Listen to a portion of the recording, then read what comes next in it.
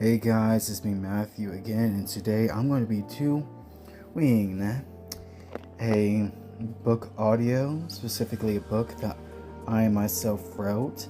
Is inspired by the anime known as the Fate/Slash series, but you'll see the slight differences between both this book and the anime itself, whether it's the movies or the TV shows. Overall, I can guarantee you all will enjoy it. But anyways, let's get on to reading Anime/Dragon Knight Unlimited. Once there was nothing but darkness, until one day a nebula created 7 elemental worlds orbiting each other: stone, eclipse, fire, water, ice, wind, then last good and evil. The 7 worlds were at harmony with nature and with each other. Although on one of these worlds, the people on one half considered themselves to be the only side of that world. A war broke out on one of the 7 worlds that caused a break in the balance. This caused all 7 worlds to collide with each other, but instead of being destroyed, they combined with each other to make a new world called Earth. As a result of the creation of Earth, 7 elemental dragons were born. The 7 dragons are the memories and destinies of the elemental worlds that were destroyed in the collision. But at last, harmony was brought to the Earth, a balance that's fated to be destroyed, then put back together over and over again. This is Anime Dragon Knight Unlimited. One morning, Franzaro kept in Moscow an 18-year-old boy who can see out of one eye. Franzaro lost his family in an ice skating rink. He survived, but got a bad freezer burn on his face. He didn't have any friends and lived at his high school because the school adopted him. The school isn't a regular high school. It's a mage high school where legal magic is learned. Healing magic, elemental magic, technological magic, time magic, projection magic, magic strengthening, and enhancement magic. It's a beautiful paradise at the Mage High School.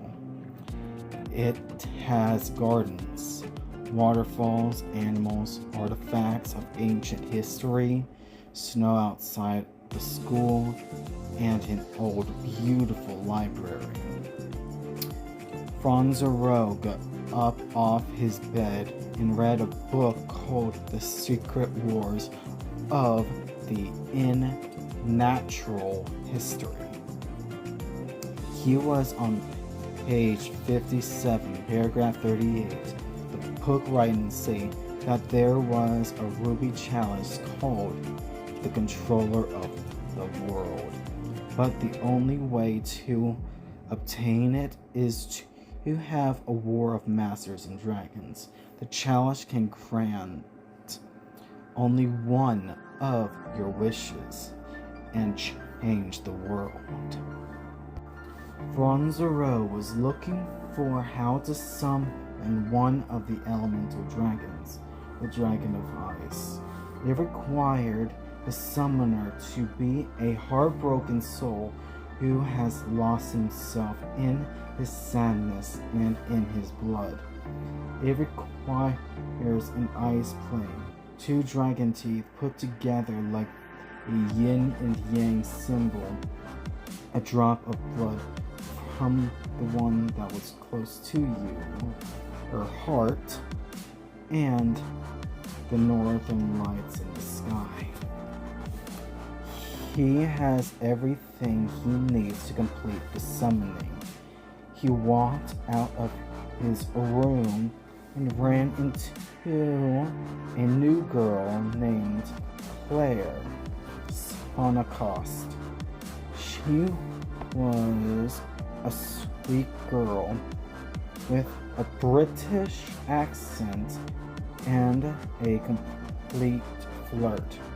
She asked, "Hi, I'm Claire. May I help you with that?" Franzero sighed and said, "Sure, thank you. My name is Franzero, but please call me Fran." Claire said, "Okay, and you're welcome." She then asked, "So how did you get that scar on your face?"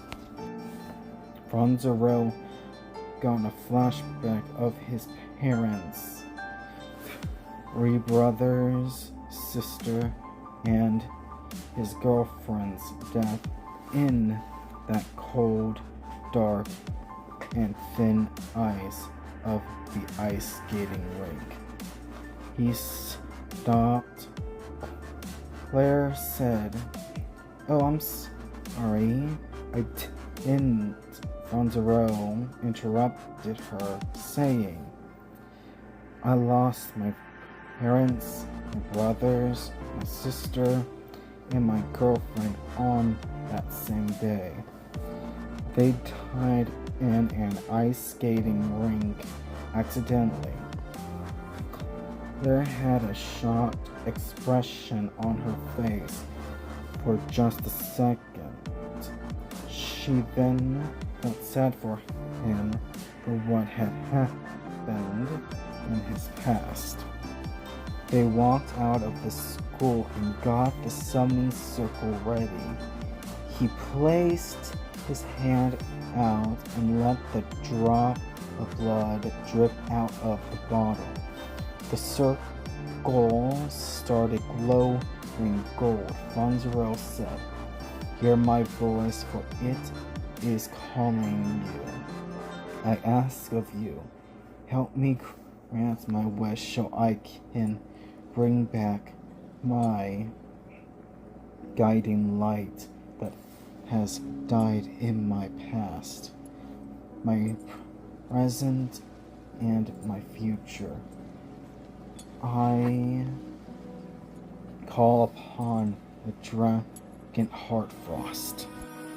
A blizzard came over the sky and came down, forming the dragon. Claire said, "Whoa." Heartfrost asked, "Are you the one who summoned me?" Franzero said, "I did. I am Franzero, but please call me Fran." Heartfrost asked, "I shall, and are you sure you want to go through this elemental war?"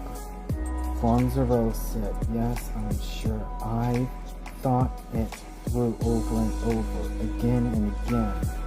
For 3 weeks, I've been thinking of how I can get my light back. I chose to participate in this elemental war." Heartfrost said, "Good. Now, all we need to do is wait for the war to start." Chapter 2: Masters and Dragons. Franzero asked with a straight face, "Claire, this is Heartfrost, the elemental dragon of ice. Would you like to say hello?" Claire said with a smile. "Sure." She giggled and said, "Hi, Heartfrost. It's nice to meet you." Heartfrost said without a care of the world, "Hi, nice to meet you too."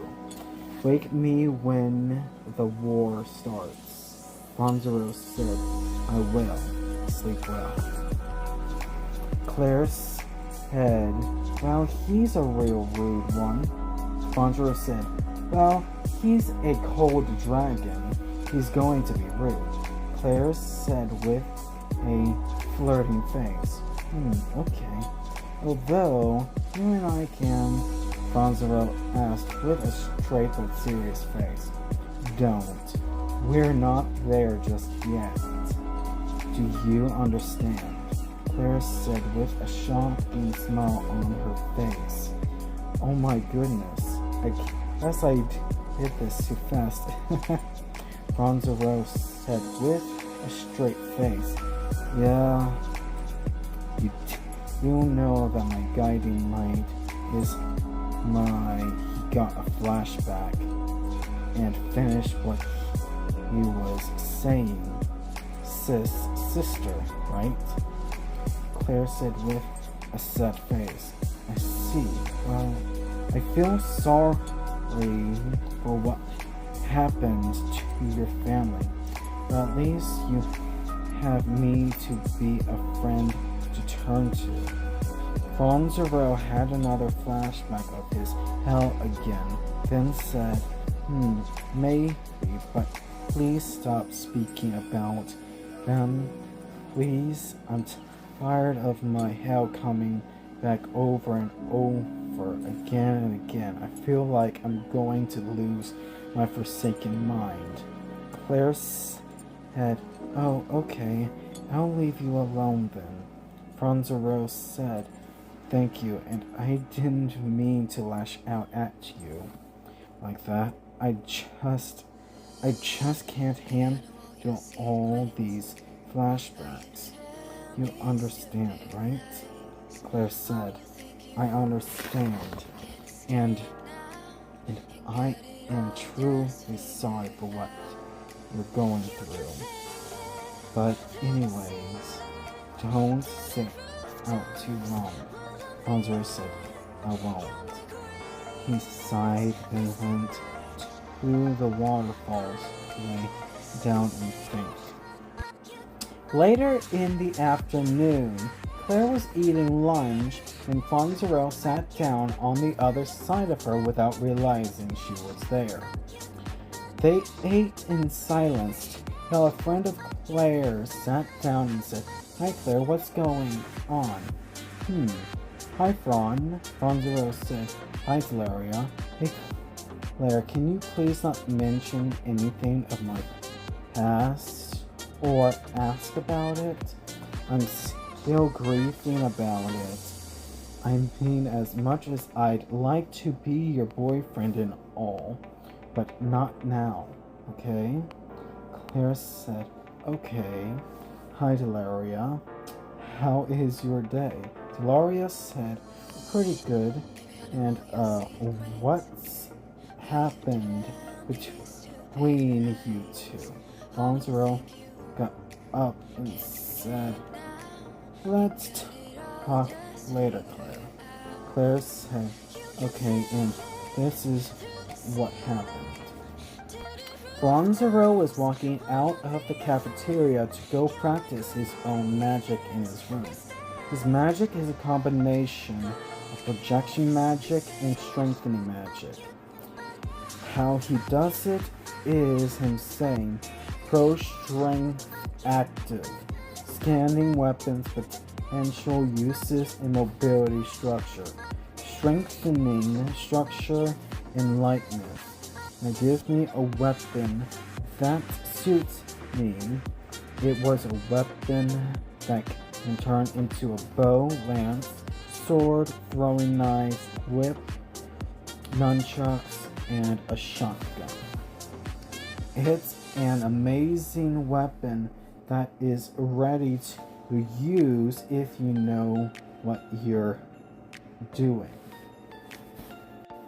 He put it under his bed and lay down on his bed, thinking himself to sleep. He dreamed of his 11-year-old self waking up out of bed. He walked to the bathroom to take a shower shower and brushed his teeth. He got dressed, then got a bowl of milk and cereal. As he was eating, his sister said, "Good morning, Zero." Zero said, "Good morning, sis. Sleep well?" She said, "Pretty good. You?" Zero said, "Same." Zero was a happily prideful, straight-A student, same as his sister. Their mom came out and said, "Good morning, my two early risers." Zero and his sister both said, "Morning, Mom. Morning, Dad." Their father said, "Morning, you two. Did you sleep well?" They both said, "Pretty good." Their father said, "Good. So you two ready to go to the ice skating rink?"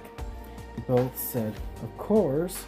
Zero said, "But now we need to wake up Shira and Danya." Then someone said, "No need, we're already up." Their father said, "Well, then let's go." They all said, "Okay."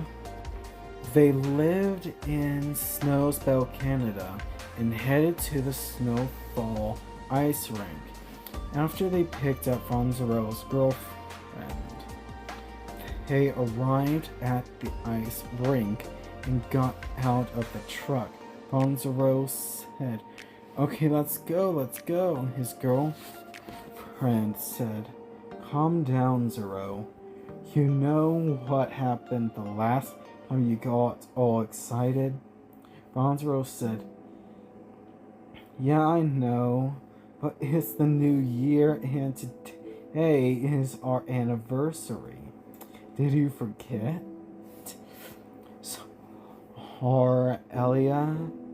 Sorelia said, "Oh my gosh, I did." "Sorry, I forgot our anniversary, Zero." Zero said, "It's okay, but did you figure out that this is our date?" Sorelia said, "Oh, I didn't." "You're so sweet," she giggled, and they went in. Zero and Zoriella were ice skating together as a couple. Zero asked, "Are you having fun, my love?" Zoriella said, "Yeah, I am." Woo-hoo-hoo! They both laughed. Then Zero's family came over and he asked, "Hey, let's race over to the end of the rink." They nodded and they raced for it. As they were racing over to the end of the rink, a crack in the ice was made, and when Zero's girlfriend skated over the crack, causing it to break, Zoriella fell in. Then Shira tried to stop, but Diana and their parents bumped into each other, causing them to fall completely in. Zero's sister said, "No, no, no, no, no." He fell in as Zero turned around and got a splash of the cold water on his face. He yelled in pain and fell asleep.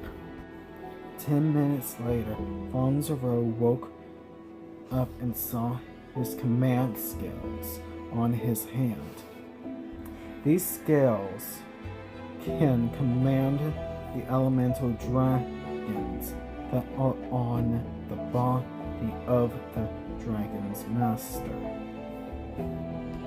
He got up when he heard a voice in the vents he rarely hears.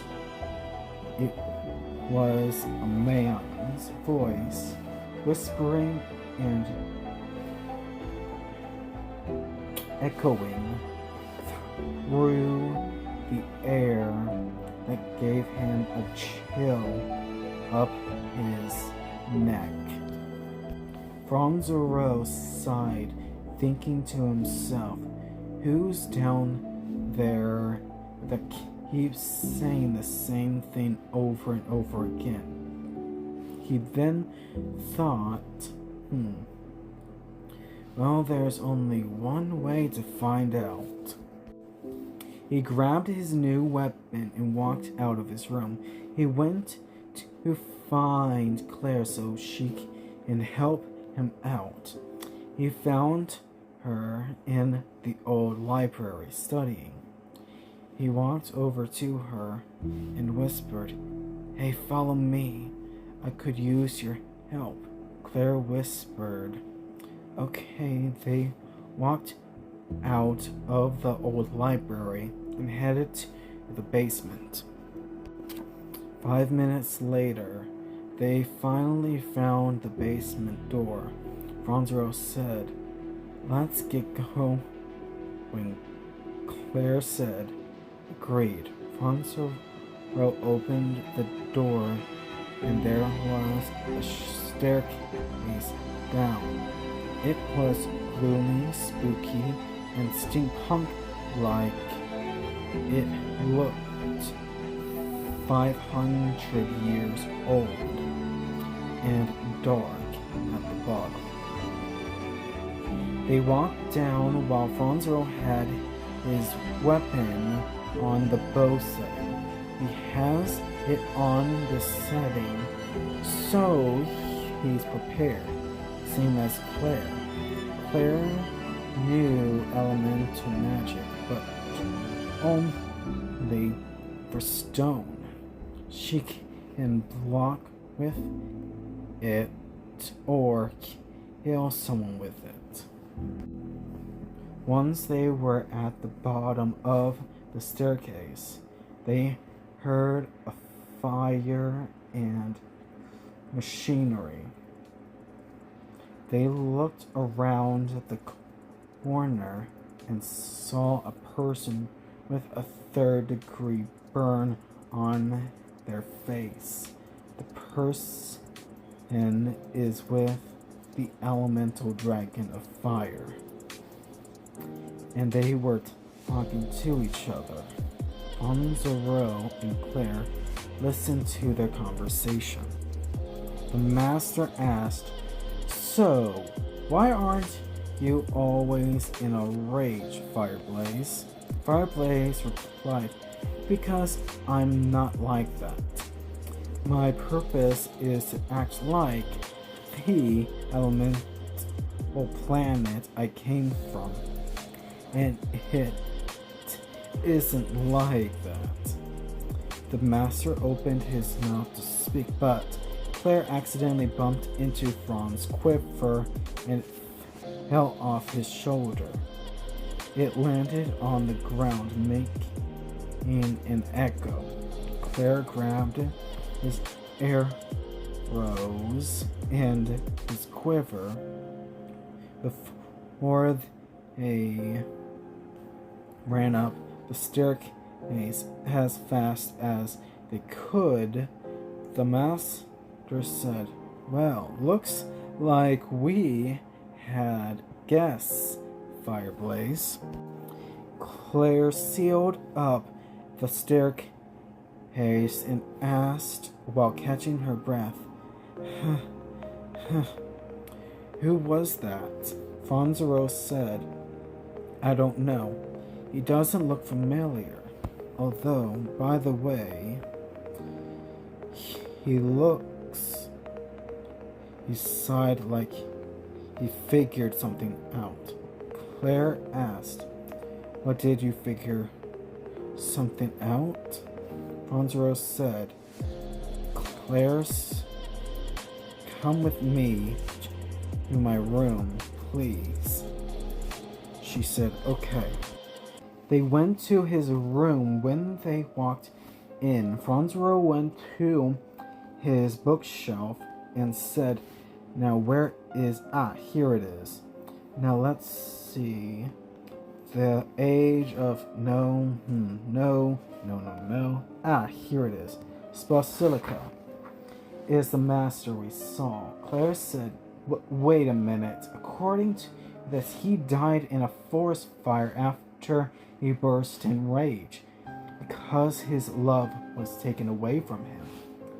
And that was 700 years ago. So how can he be alive?" Franzaro said, "I don't know. It says here he didn't know any magic because he was an ordinary human. Can you take it and read through it so if you find any possible way for him to be alive? You see, it's past my..." He yawned and finished what he was saying. "Bedtime. So, okay, can you please do that for me?" Claire said, "Of course I will. You rest up and have a good night, Zero." Franzaro said, "You rest well too. Night." Claire said, "Night." She closed the door and headed to her room. Franzaro turned off the light and wrapped his bed sheets around him and fell asleep. Chapter 3: The Scorching Flames of Death and Love Lost. Not everyone can get love. Some may be successful and may find it, but if they do, it may get taken away from them. I am Basilica. I am half Spanish and half Russian. My love was taken away from me, so I ran away in rage. I hated my parents and my love's parents for that, so much so that I got cursed in my youth.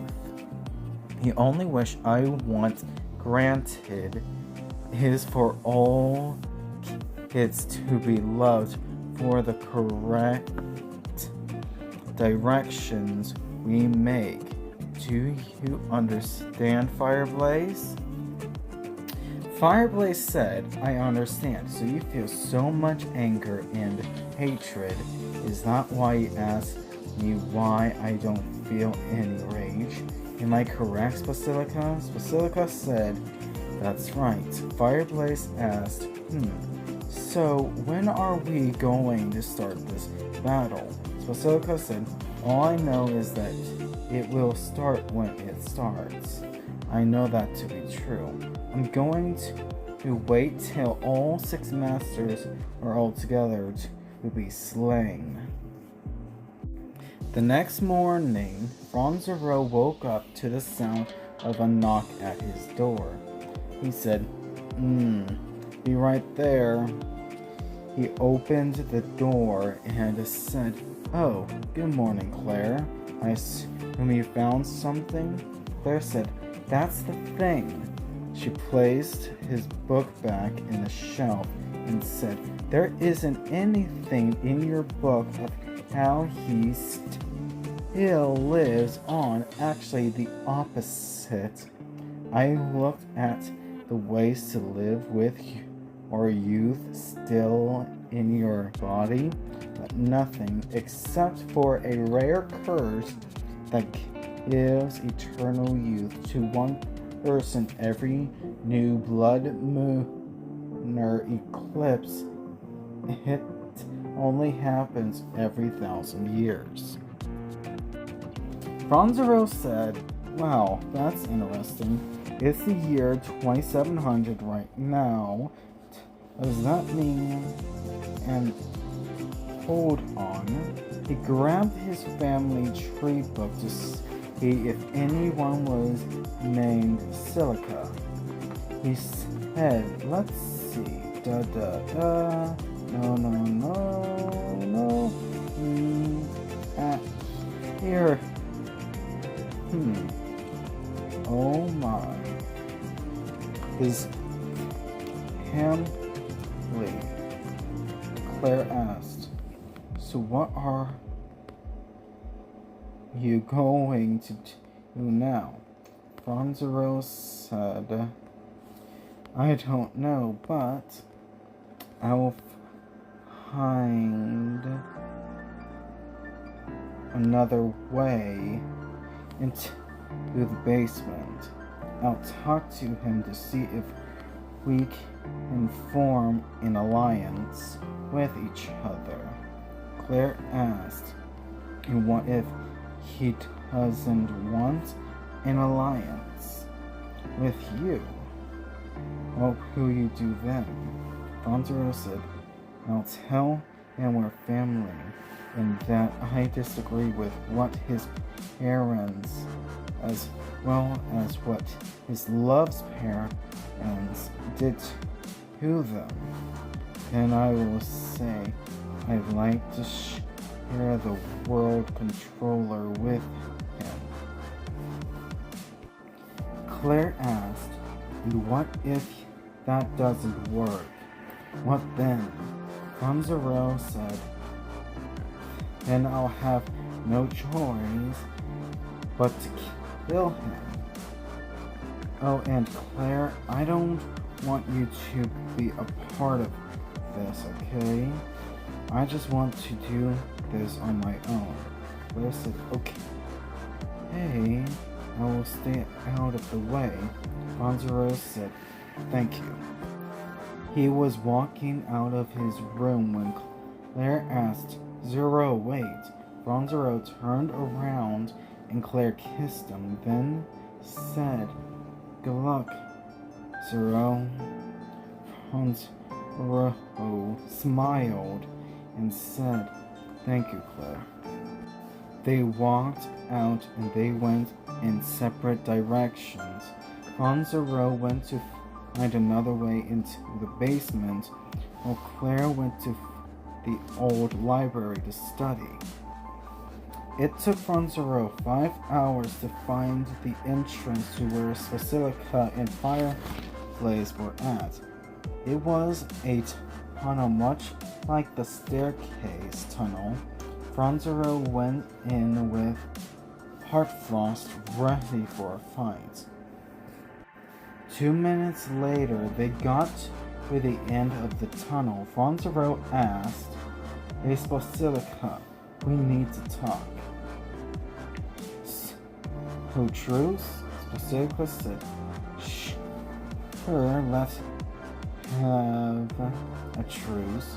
What do we have to talk about? Fonzero said, I'd like the two of us to have an alliance with each other. Basilica asked, oh, and why is that? Fonzero said, because I disagree with what your parents and your love's parents did to you two. But there is one more thing, Basilica asked, and that is, Fonzero said, Inferno, we are family. And I brought this just in case you didn't believe me. Basilica grabbed Fonzero's family book and opened it to where the bookmark is, then said, looks like we have an alliance with each other. I can assume that as soon as the other masters are dead, you want me to forfeit my status as master.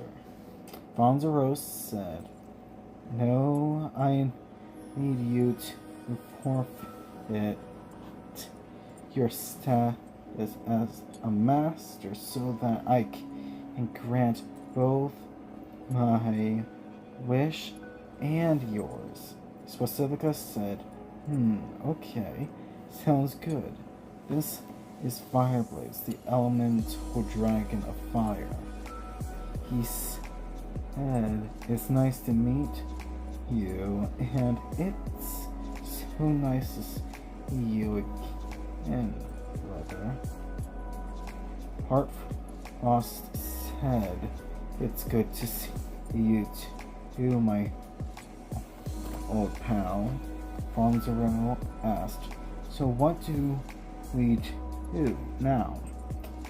Inferno Specificus said, "We kill the other masters, of course." Chapter 4. The air blows one way more than the other, even when it comes to fate. Fonzero said, "I agree, but why won't you go up and live in the school?" Swastika said, "Because I wait." Do you hear that? We listen to the noise of someone singing. Fair is foul and foul is fair, moving through the foggy air. No one is watching, but someone is listening.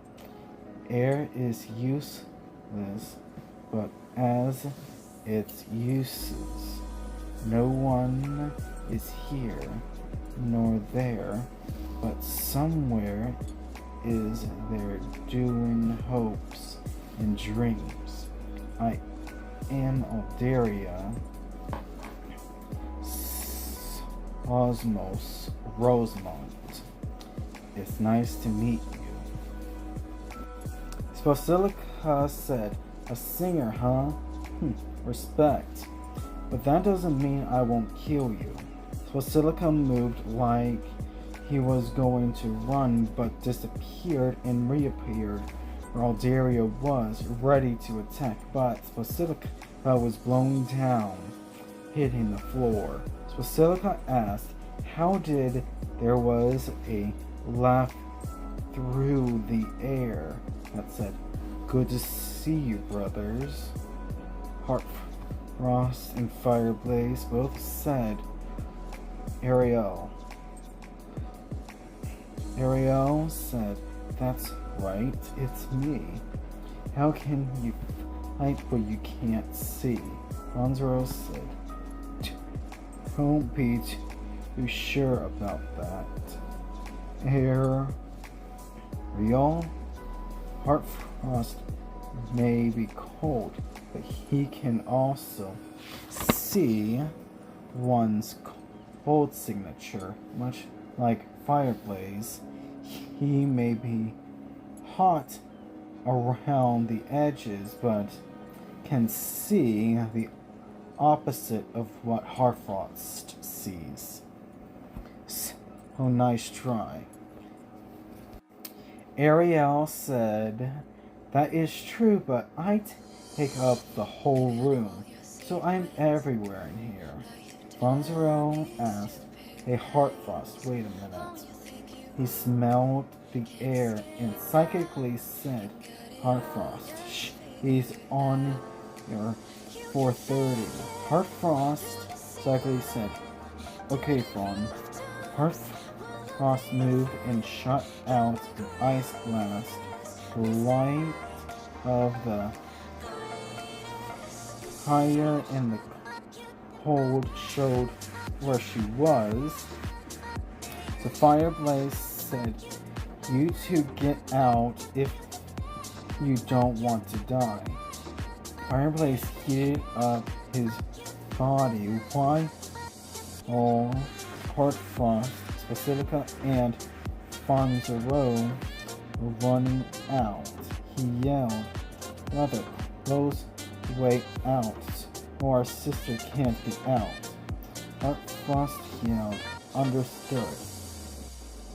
As soon as they got out, Heartfrost used his ice blast and blocked off the exit. Fonzero thought to himself, "Wait, if I could hear Inferno, then He said, "We need to close the vents, otherwise Ariel will." Spasilica said, "Oh crap, hold on, metal seal." Specific closed all the vents that are connected to the basement with his mechanical magic. Pacifica said, "Here, all the vents that connect to the basement are now closed." Bonzero asked, "Good. Now what about Fireplace? How's he going to get out?" Pacifica said psychically, "Fireplace, you there?" Fireplace psychically said, "I'm here. Sadly, they got away somehow." He sighed, then said, "You can now unseal the exit and open the vents." Swastika said, "Okay, I will." Swastika opened the vents and heard a whisper in the air, saying, "See you soon, big brother." She giggled as her voice withered away like a mother or a girlfriend putting the one they love to bed after a kiss on the cheek or on the forehead. 10 minutes later, Franzero introduced Vasilika to the school principal so that he can live in the school. The principal asked, Franzero, how have you been?" Franzero said, "Good. Can you do me a favor? You know the legend of Basilica?" The principal asked, "Yes, and what about him?" Franzero said, "Well, you see, he's alive, but not well. He was cursed in his youth with all the emotion he felt when his love got taken away from him. He needs a place to live. Can he live here at the school? He is, after all, family." Basilica came in the room and said, "Well, hello, Principal Mariette. It's a pleasure to meet you." Principal Mariette said, "It's nice to meet you too, Mr. Basilica. You can have the room in front of Franzero's." Basilica said, "Why, thank you, Principal Mariette." Principal Mariette said, "You're welcome, Basilica. I got to say, you're a real handsome fella." They both giggled. Franzero helped Basilica get settled in while having a chat. Franzero asked, I wonder where Ariel and Alderia are. We need to eliminate them from the war." Basilica said, "I don't know. We should keep one eye open in bed so that we don't die in our sleep." Franzero said, "I agree, but I also think that I should use my hearing to find them." Basilica said, "Right, you're blind on one side. So your other senses are increased. Yeah, let's do that after tomorrow, okay?" Franzero said, "Okay, well, I guess I will find something to do tomorrow." He sighed. Done. Basilica said, "Okay, now that we got that done, you can do what you want while I arrange my room." Franzero said, "Okay, hey, we'll see you later. Oh, by the way, try to stay away Miss Kelly. She's a bully that doesn't tolerate being judged. So yeah, try not to judge her in any way. Okay? Specifica said, sure, okay. I won't, Fonzero. Said, thank you. Have fun. See you later. Bye. Specifica said, okay, Zero. I will. Bye. Fonzero said bye. The next morning, Fonzero woke up, undressed, showered, and got dressed. Then he went to the library and whispered to Claire, hey, Claire, follow me. Claire whispered, okay. She followed him. They went to the garden, to the waterfalls. There was a picnic set up. Claire asked, did you set all this up? Fonzero said, yes, I did. This is our date. Claire said, wow, how sweet, Zero. So what did you make? Fonzero said, I made PB&J's, egg salad sandwiches, and Reubens. Claire said, oh, that sounds good.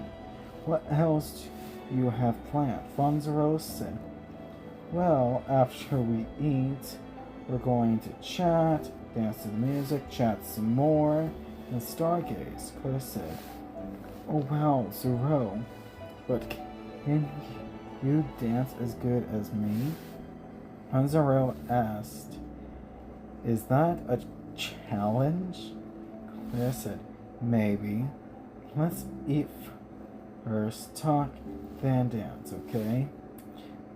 Fonzero said, that was the plan. I said, good. Now let's eat. They ate for an hour. Claire then asked, so are you warming up to me? Fonzero asked, is it not obvious? Claire said, only a little bit, my sweet Zero. Fonzero asked, please don't make me laugh. It hurts when I try. Claire said, oh, sorry. I'll try not to, Zero. Fonzero said, thank you, Claire. Are you ready to dance with me? Claire said, oh, you know I am, Zero. Fonzero said, well then, let's get started. They danced for 5 hours, then they looked up to the big blue sky in each other's arms like the adorable, cute couple that they are. Then they fell asleep. Chapter 5, Part 1. A Rock and a Hard Place. Later that day, Fonzero and Claire woke up at the sight of the northern lights under the full moon. The northern lights were too beautiful for words. Meanwhile, Basilica was off looking around to get the feel of the school, and as he turned around the corner, accidentally bumped into Kelly.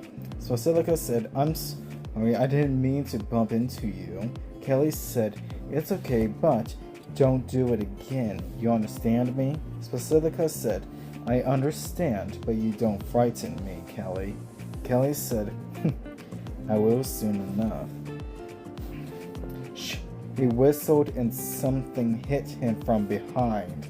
Kelly said, nighty-night, sleep tight, you Spanish slug.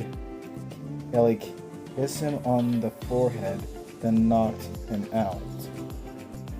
Basilica saw flickering images of him being dragged away by Kelly before he fell asleep.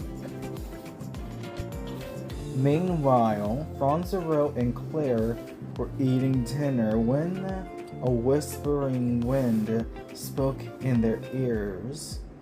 See you in the big storm bunker, you two. My master will be waiting to tell you his offer. See you soon. Claire asked. I wonder what his offer is, Franzero said, saying, what is his endgame?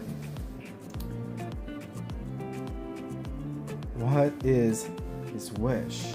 What is it he seeks from the world controller? Let's go see what he wants. Claire said, okay, let's go. So they walked to the bunker with heavy snow coats. When they got inside, they heard Alderia sing, welcome, my opponent Franzero. Oh, I am glad that you have come to see what my high offer is. Welcome to our humble abode. Franzero asked, am you saying so fluently, but tell me, what is this offer of yours? Alderia saying, my high offer is for you to let me join your team so that Ariel will be happy and so that my wish is zero. Franzero asked, really, that's your offer? Did our performance impress you that much that you would like to join Inferno and I? Alderia said, why, of course. Your sibling is in danger as well. I hope your date was nice, you two.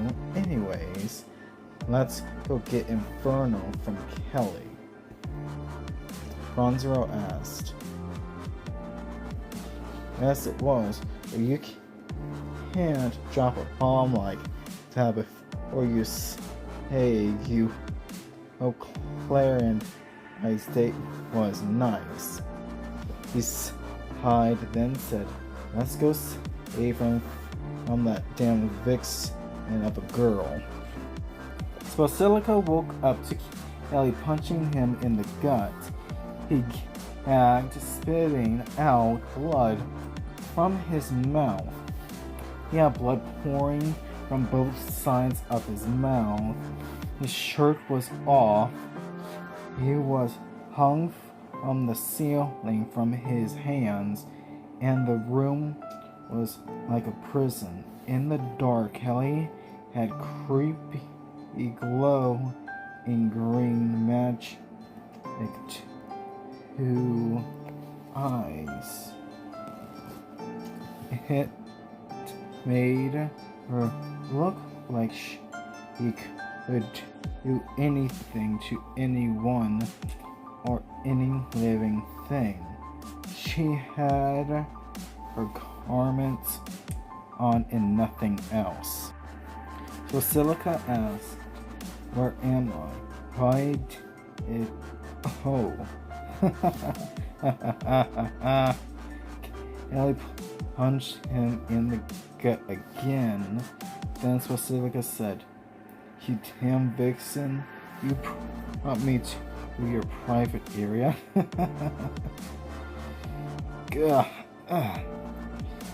He spit out blood, then said, if this is your way to get me frightened of you, oh, you have no idea who I him or what I have to live with till I unburden myself, you little bitch. Yeah, I grabbed behind her whip and whipped Wasek on his chest twice in the shape of a heart. His chest was bleeding slow and steady. Kelly healed him in a way that he has a scar to keep.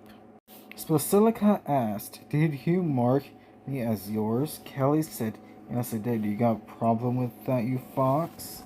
Basilica laughed and said, "A fox? More so an immortal phoenix, because I am fire. I am cursed. I am Basilica, one of the siblings of Franzero 200 years ago. My love was taken from me. I ran into the woods and started to catch on fire, but in that time I was cursed in my youth forever, an 18-year-old. Rage filled this old man who learned how to catch things on fire, even to melt metal chains. Basilica fell down, used one of his command skills to teleport Fireblaze to him, then said, "I am a master just like you, Kelly, and so it's time for you to die." Fireblaze heated things up and Basilica turned into a phoenix, then ordered Fireblaze burn her to hell. Fireblaze said, "Understood, Master." I said, "No, you can't. Not when I have claimed my prize." Fireblaze sighed and said, "Your prize, huh? You lustful bitch. Say goodbye." Kelly said, "What? No, no, no, no, no!" Basilica watched Kelly being burnt to a crisp. He then went to look for a way out. He could hear water splashing, so he followed the sounds. Basilica found himself behind one of the garden's waterfalls. He flew out and turned back into himself. Fireblaze asked, "Hey, Master, you are aware that once a dragon loses its master, it takes a while for that dragon to deteriorate, depending on the elemental power they have. Like, for instance, Ariel will deteriorate instantly once she loses her master. But for me, it takes a day for me to deteriorate. So Kelly's elemental dragon would take longer to deteriorate than me. You do realize that, right?" So Silica said, "I do, and I really don't care." Then a voice in the distance asked, "Infernal, you okay?" So Silica said, "Oh, hey, Zero, what's going on?" Zero said, "I thought you were with Kelly." Basilica said, "I was, and apparently she is a master, but she's gone now." What I really want to know is why in the burning hell is this singing master here beside you?"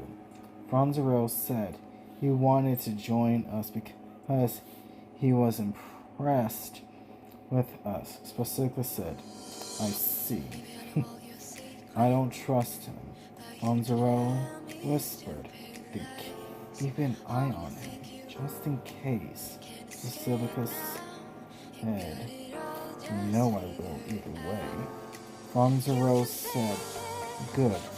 Now meet me in the storm bunker tomorrow morning. Basilica said, okay. I'm going to the library to learn more fire magic and some healing magic as well. See you later. Good night, Zero. Fonzero said, okay, good night, Inferno. Have fun, Basilica. Fun. Basilica said, I will. They went in different ways. Claire went with Fonzero and Alderia, sat down, then sang a song. Claire slept with Fonzero in his bed, all snuggled up with each other as the beautiful couple they are. Meanwhile, in the school basement, Kelly's elemental dragon was sleeping. A young girl said, don't worry, I will save you, Leah. The young girl had white long hair, eyes as blue as ice, and she wore blue as well as purple clothing that balanced each other out. The beauty was nothing the world has ever seen. He was like a calm winter that never ends, with the universe backing her up. A few hours later, Fonzero woke up and went to the bunker to meet up with Basilica. Basilica asked, okay, so what did you want to talk about? Fonzero said, yeah, what I wanted to tell you will have to wait. We are being watched. He sighed, then said, you can come out. Now, Alderia said, you sensed me. You impress me every day, Zero. Fonzero sniffed the air inside. Then he asked, so did you come here to finish us off, or did you come here to spy with your master, Ariel? Ariel said, of course not. Just looking after my master. Fonzero asked, so can you both leave? We're trying to have a private conversation. Alderia said, sure, we'll get out of the way. Fonzero said, thank you. Fonzero said, now, like I was saying, I wanted to tell you that I want you to learn invisibility magic as well as time alternation magic, so you can sneak around, watching Alderia a lot more closely. Basilica said, okay, I'll see what I can do. Fonzero said, good, now I've gotta go get something to eat. You play. Adios. Basilica said, adios. Fonzero went back into the school to eat, while Basilica went to the library to learn some more magic. 3 hours later, Basilica was done learning what Fonzero suggested. then went to spy on Alderia. Alderia was singing a beautiful song to the animals. His harmony and melody were so beautiful, fluent, and soothing, as well as spectacular. As he was singing, flowers began to grow quickly. There were roses, velvets, snowbells, violets, sunflowers, and others. So Silica thought to himself, so he can use nature magic. That's good to know. He watched for a few hours, then went to Franzero's room to talk. A couple of minutes later, Franzero opened the door and saw Basilica patting his foot. So Franzero asked, "What did you find out?" Basilica said, "Not much. He apparently knows nature magic, and damn does he like to sing." Franzero said, "Nature magic, huh? That's hard to learn because they have to sing it in a special way, otherwise it won't work." Basilica said, "Yeah, and not just that, it's one of the top 5 most powerful magics that is known." Franzero said, "I know, but man, it's rare to see or even know someone who can sing that kind of magic. Anyways, anything else besides that rare encounter?" Basilica said, yeah, the flowers that he grew are part of a few deadly spells and one sing spell. That spell can make one sing perfectly. One flower wasn't in the recipe. The ultra rare flower that is called the S.X.S. Call. This flower can keep things how they are permanently, all aspects of life.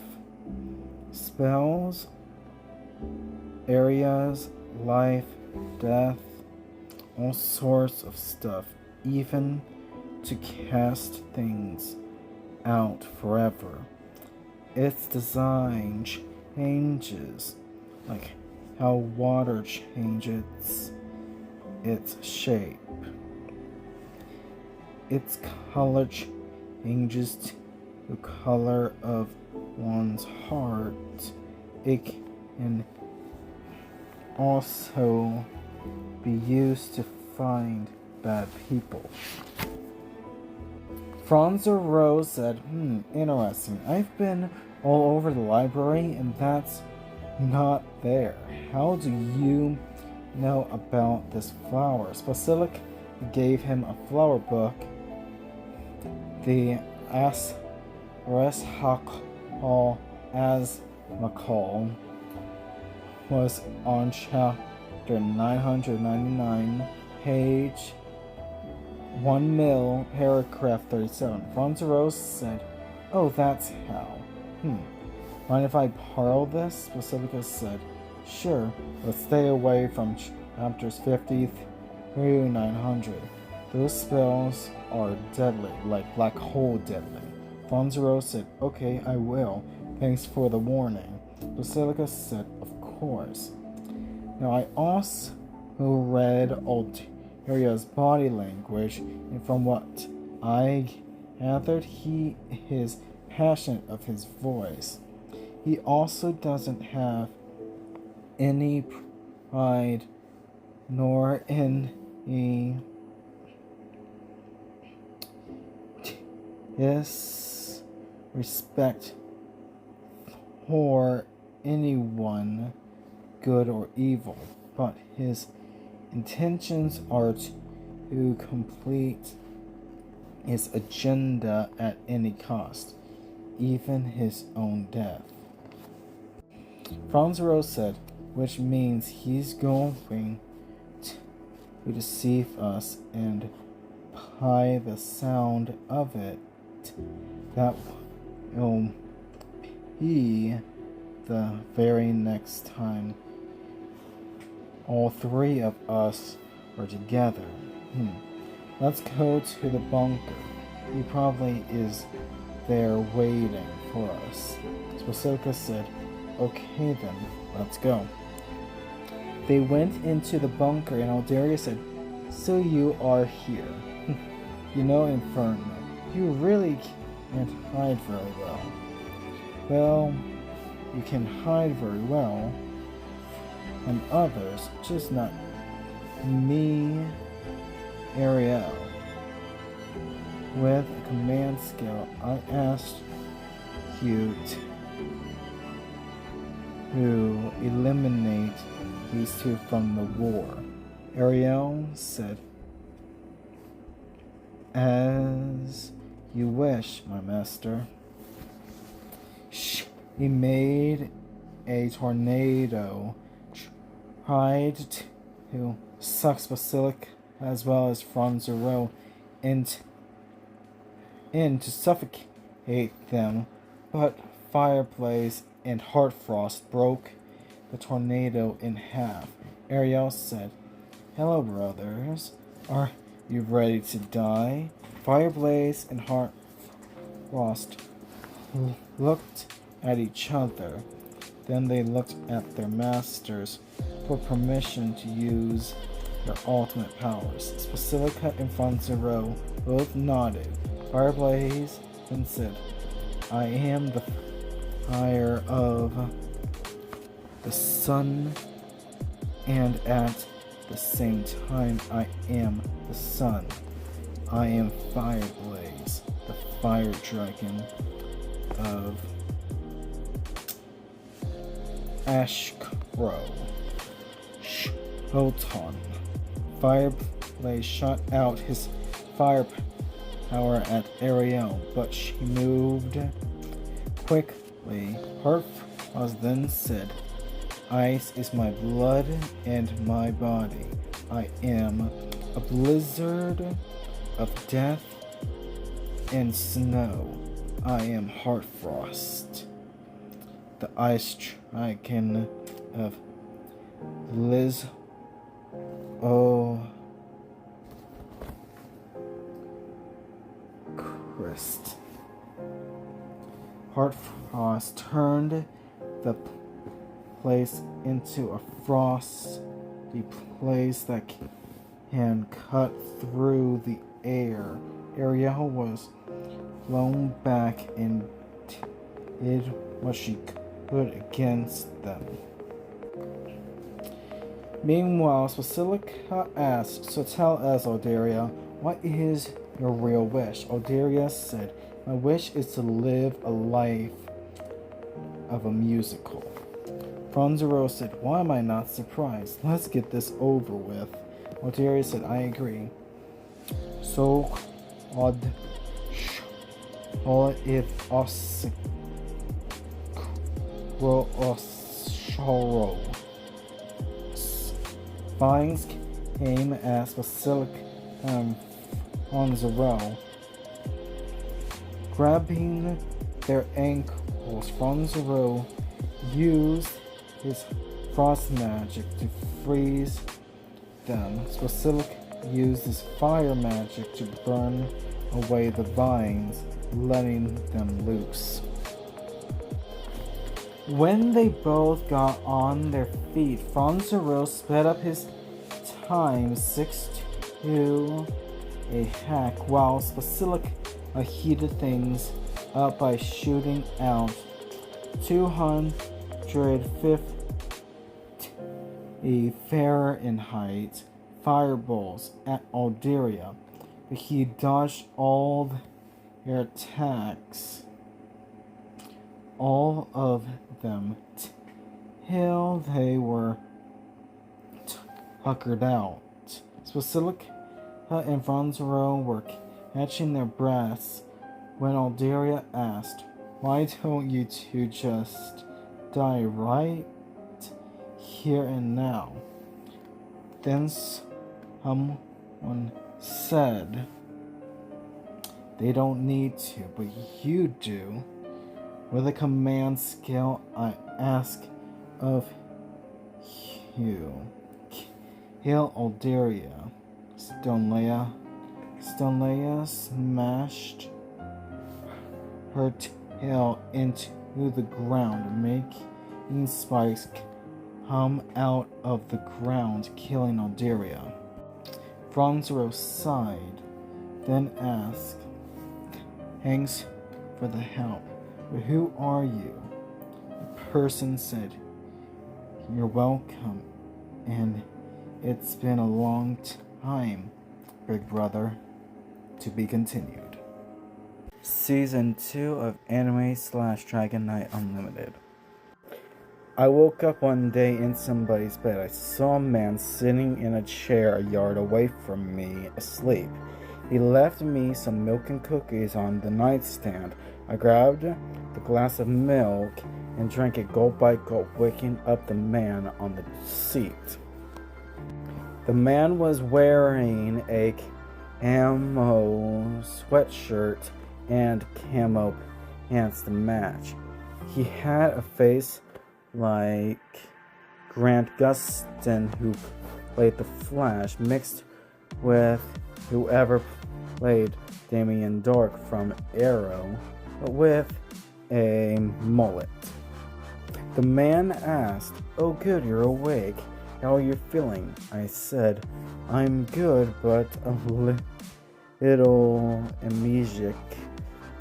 What's your name?" The man said, "My name is Hunter James Falsely." Do you remember your name, sweetie?" I said, "My name is Frieza. I don't remember my middle name or last. I can only remember my first." Hunter said, "It's okay, dear.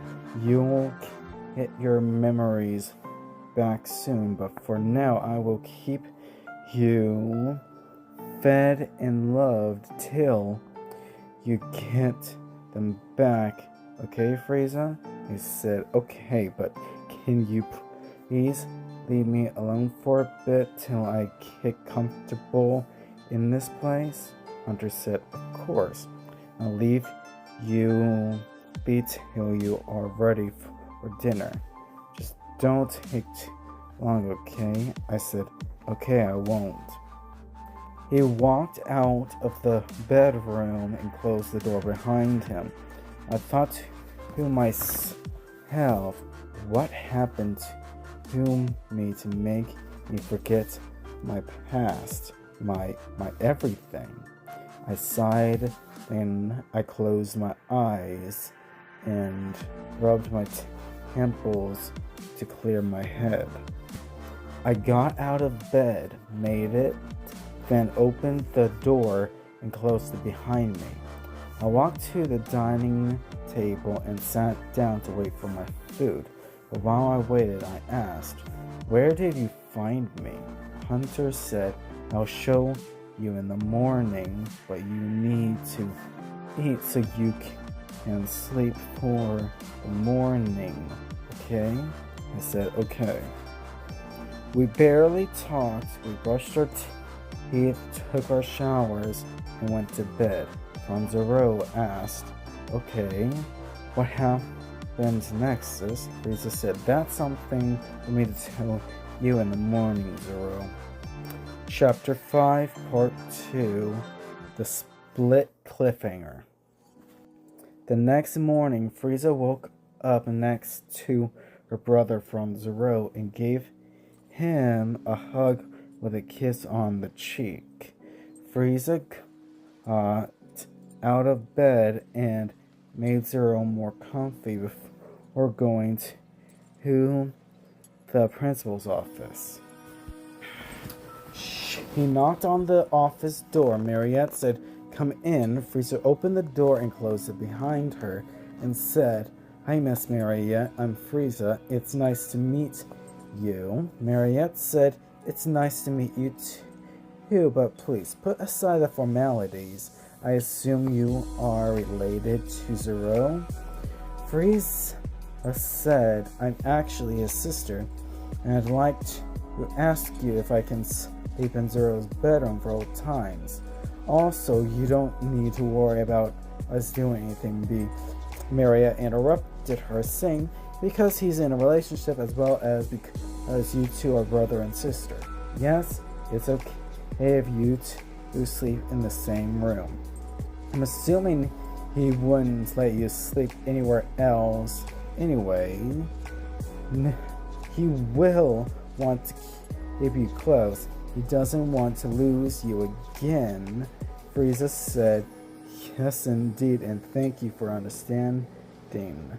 Mariette said, of course, plus your brother is a good student here, and he's very kind. He's also depressed inside, although seeing him with Claire really makes me happy to see that he is happy too. Guess you could call me a sucker for happy endings for my students. Frieza said, yeah. Well, anyway, I need to go make something good for my brother for breakfast. I appreciate that you took good care of him, and you'll see him very passionate from here on out, Mariette said. I'm looking forward to seeing that. You enjoying your time here, dear? Have a good day. Frieza said, thank you, you too. Bye. Mariette said bye. I just love my students, even if they kill each other in these controller wars. Frieza was walking down the hall, and when she was going to pass Claire, she asked, hey, you're new here, right? Frieza said, well, yes, I guess. Anyways, my name is Frieza. It's nice to meet you. Claire asked Frieza, you wouldn't happen to be related to From Zero, would you? Oh, my name is Claire. It's nice to meet you too. Frieza laughed, then said, he's my brother, and you must be the one who took care of him.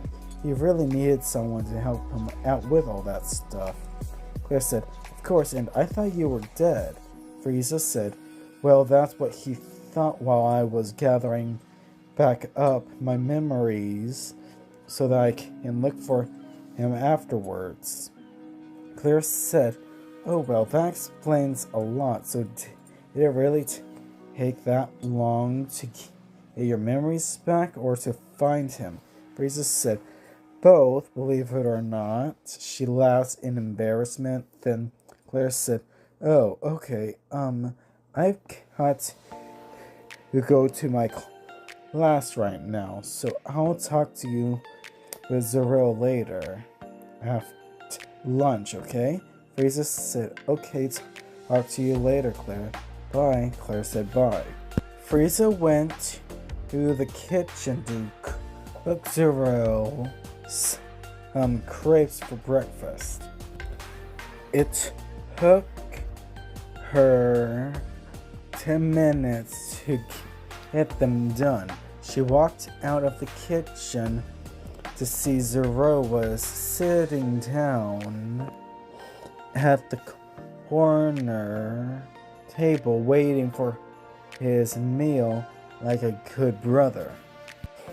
Frieza walked over to him. She said, here you go. Crepes with cherries, whipped cream, and chocolate syrup just the way you like it. From Zero said, thank you, sis. It's been a long time since I've had your crepes. Zero grabbed a fork and knife, then cut the left end of the crepe, then took a bite. He then said, it's just as I remember them. Frieza said, I'm glad to hear it. Zero was chowing down on his sister's crepes that she made for him until she said, "Well, I met your girlfriend Claire a few minutes ago, and she seems like a girl that would die to protect you as well as those she loves." Ronzero said, "Oh?" Frieza said, "Yeah, I'm just glad that you have her to keep you going." Ronzero said, "Yeah, me too. But anyways, before you continue your story, let's wait for Claire to come down to eat." Claire walked over and said, "Well, I'm here, and I'd like to hear this story." Frieza said, "Okay then, have a seat and I'll tell the story from the beginning." Frieza was telling the story to the point that we hadn't yet heard. The next morning, I woke up, went to the shower, got dressed, then ate breakfast, and then was it good? Anyway, after we were done eating, Hunter asked, "You ready to see where I found you?" I said, "You know I am." Hunter said, "Okay then, let's get going." We walked in the woods for an hour till we hit a beautiful, great big lake that was pure blue water, which didn't make sense since it's supposed to be cold. Anyways, I was still following Hunter for a few more minutes till we stopped at a water pipe that leads to a stream. Hunter said, "I found you here in the stream by the water pipe." I asked, "Do you know where the pipe goes?" Hunter said, "No idea. Your guess is as good as mine." I said, "Okay, well let's go and find out." Frieza said, "I'll continue at lunch. I've got to bond with Stone Leia Pit more before I go study this war stuff. Talk to you guys at lunch. TTYL." Zero and Claire said, "Talk to you later, bye." Zero and Claire got done eating and headed to class.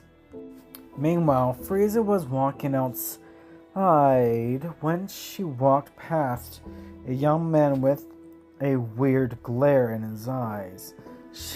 He started to run, but he was knocked to the ground before she fell asleep.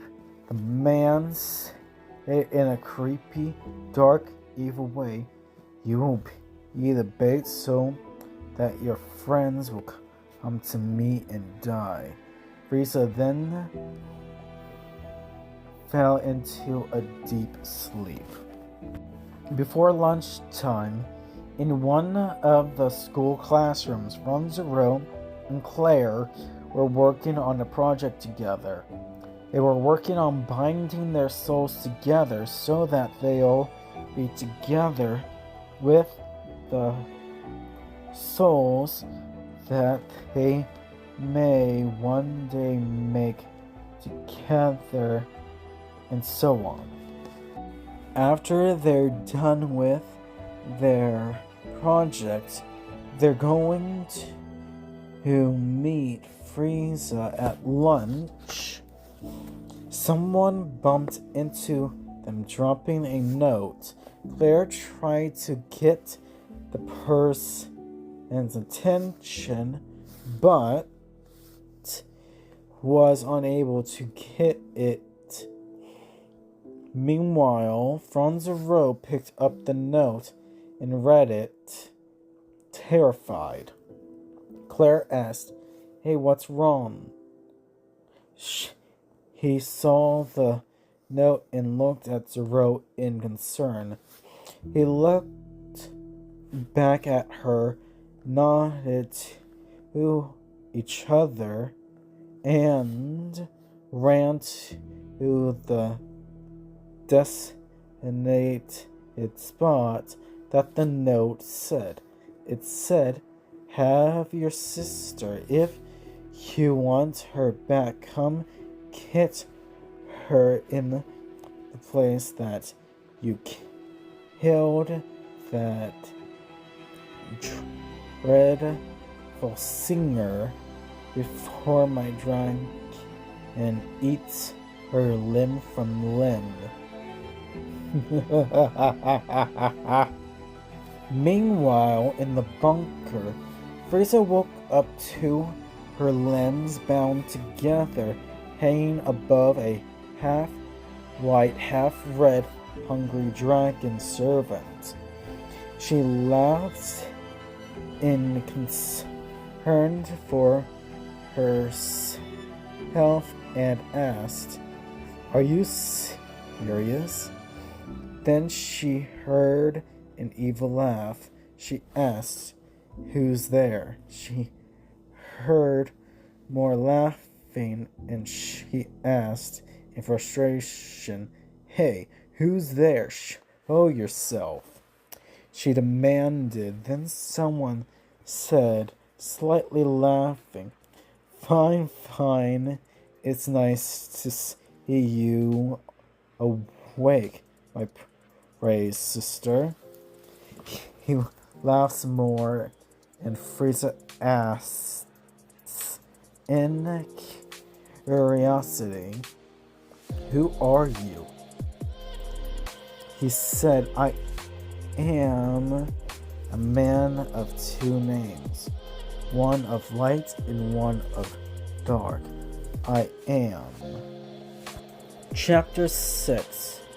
Good triumphs over evil. The person said, "My name is Elevor Helmor, and this is my dragon Helder."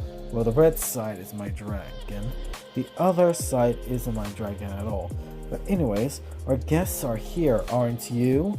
Elevor threw an enchanted throwing knife and trapped Franzero in a shadow trapping spell. Claire asked, "Are you okay, Zero?" Franzero said, "I am but trapped in a spell that requires him to die." Then someone said, "In Claire and Zero's minds, then allow me to kill him for you, cousin." They both nod their heads, and the person came out of the shadows. It was Inferno. "Hey, if you're going to fight anyone, then how about another master such as yourself, you evil bastard?" Inferno said with a wild smile. Elevor laughed and then said, "Like you're one who talk? Fine, let's do this then." They clashed each other, blow for blow, matching each other fully. Meanwhile, Franzero asked Claire, "Can you see how powerful he is?" Claire said, "I don't have to. It looks like he's just as powerful as Inferno."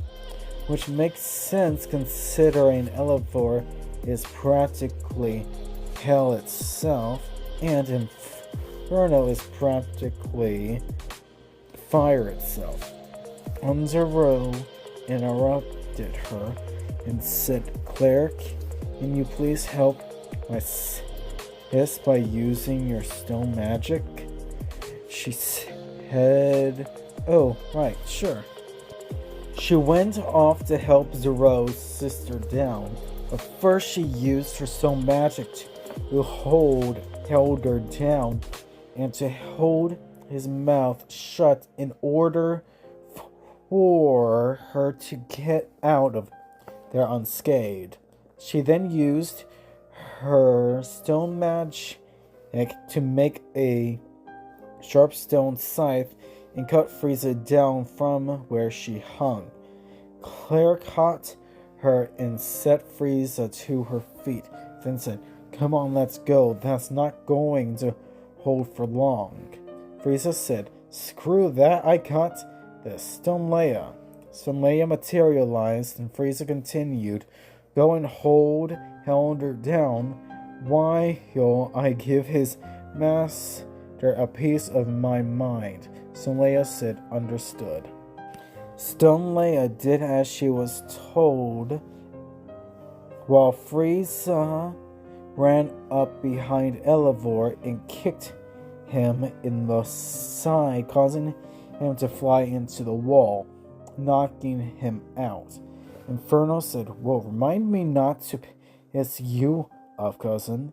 He was impressed, still looking at Elevor in the wall. Frieza came into Inferno's view, asking, are you really that impressed with me? Inferno got his first look at her and said, yes, I am now looking at you. You actually look like one of my parents that tried to keep me from the one I was in love with. That was before I was struck with this curse of mine, though. Frieza said, wait, you're Inferno, aka the cursed one of fiery love? Inferno said, yes, I am. Frieza gave him a hug and hugged her right back.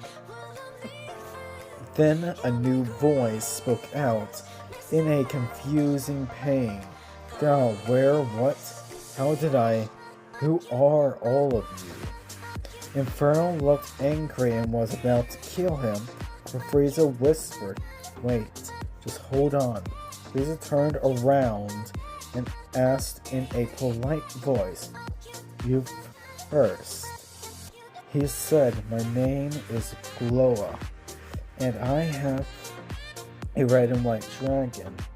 I am only able to command the white side of her. Her name is Heavenly. Frieza said, Stone Leia, you can get off her now. Shh. He's not going to attack us unless her master Gloa says so.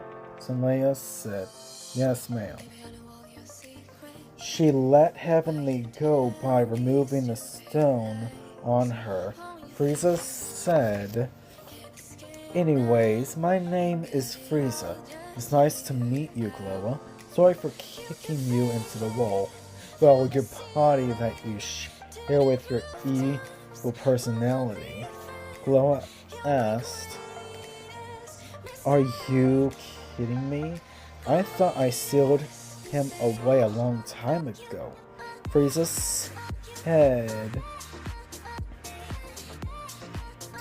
extending out her hand. I guess he broke free from the bonds you placed on him. He grabbed her hand and she pulled him up. Gloa said, I guess so. Now let's fix this mess. He used repairing magic and walked upstairs. He pulled out the throwing knife, releasing Franzero's shadow. Franzero said, thank you, Gloa. Gloa said, you're welcome. Heavenly said, hey, Master dear, think we should go unless you trust them enough to help you bind back up your evil personality or get rid of him? Gloa said, I believe you know the answer to that question already. Heavenly? Anyways, do any of the four of you know how to remove or banish a specific personality inside one's body? Frieza said, I know a little. I believe I could do it if I learned some more, but I'm only on chapter 35 of 10 million. Franzero, Inferno, and Claire all said, "Holy crap." Franzero continued, "There are that many?" Frieza said, "Unfortunately,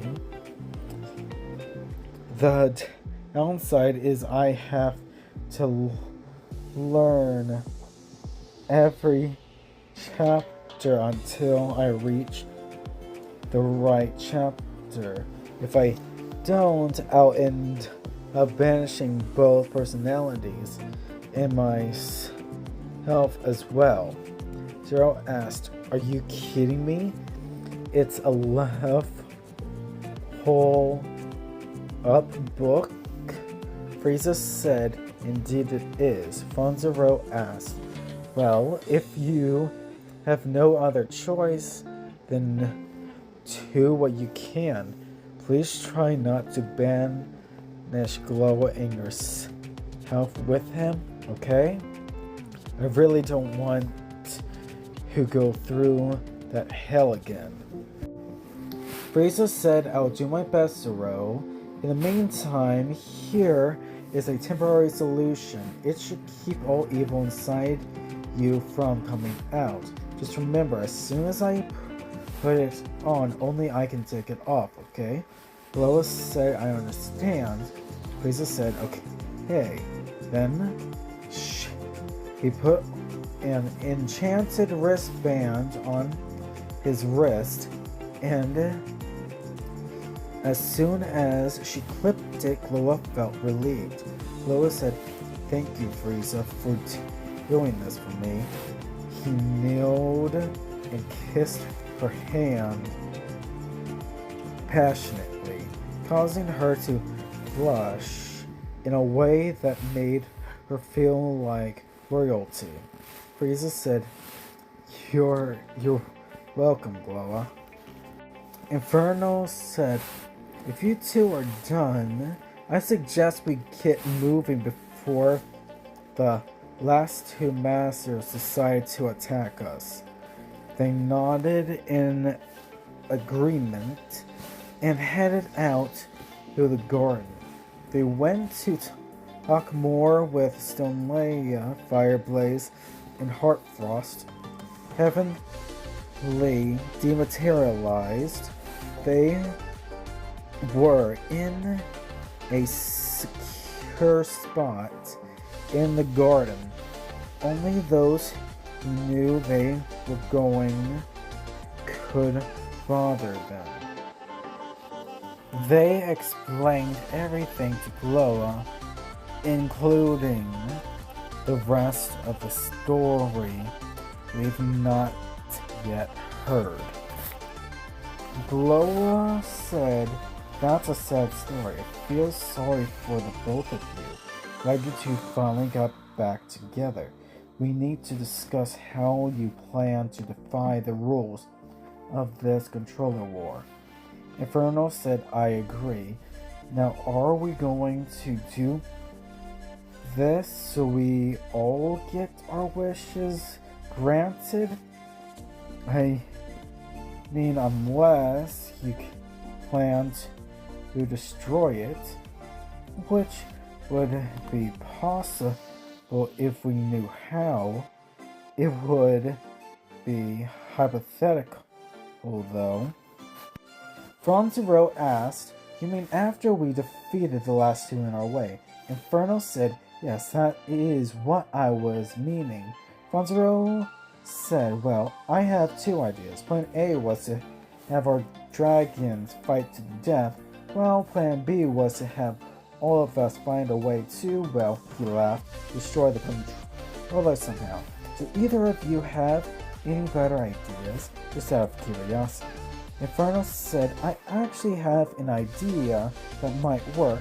I'm not sure if it actually would work, but my plan was for all but one of us to give our command scales to, well, Frieza and have her win by default." Everyone was silent and Frieza said, Well, looks like we have plan A, which is Inferno's plan. The plan B, which is Zero's plan A, and plan C, which is the other plan Zero had. Are we in agreements? They all said agreed.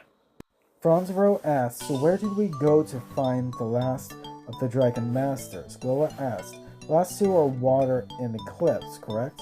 So we go to where there is water first, and there will be a blood moon eclipse, so oh no.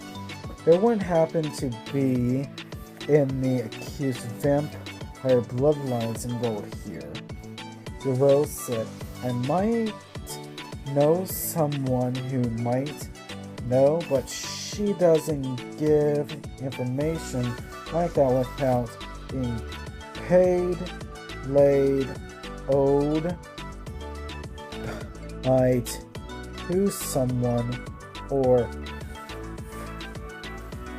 Frieza finished Zero's sentence, or admires someone who she cares about, like the students who she likes like family. Chapter 7: A Necessary Concern. They went to the principal's office, and Frieza knocked on the door. Mariette said, come on in. Frieza went in while the rest stayed outside the door. Frieza said, hey Mariette. Mariette said, oh hi Frieza dear, how have you been? Frieza said, curious, you wanted to know if any of your students' bloodlines were accused of being a vampire, would you? Mariette said, I don't normally give out this kind of information. I owe you a debt, so here's the files of the students who are still attending the school. I hope you find what you need, Frieza dear. Frieza said, I hope so too. Thank you, Mother. Mariette asked, do you really consider me your mother, Frieza? Frieza gave Mariette a wink and walked out the door. She closed it behind her. Frieza said, well, here's everything. Let's go someplace more private. Loa asked, where do you have in mind? Frieza said, follow me. They followed Frieza to the boiler room. At the end of the hallway, she kept walking right through the wall, surprising the rest. Once Inferno and Gloa walked through the wall, Franzero said, hey Claire, when we go through, can you please stay there for the time being? Claire said, you want me to see about plans in the books while you and the rest are out there battling the last two Dragon Masters? I'm fine with that, but if there was another option, I'd love to be out there with you all. Franzero nodded and mouthed okay. Then they walked through the wall. When they got through the wall, they saw it was a well-built hideout. It was organized, well taken care of, and had everything you'd need to survive. Inferno, Frieza, and Gloa were at a study table looking through the 3 files. Franzero and Claire both grabbed a file, then started reading through them. Half an hour later, they all said, "Found it." Franzo asked, "Wait, there are 5 of them." Inferno said, "Well, ladies first." Frieza said, Solomon Tepesh, age 21, gender male, born in Transylvania, status single, class in mage, specializes in sword, familiar magic, blood magic, and body transformation magic. Personality is calm, kind, studious, and loves ancient history. Only strikes after being struck first.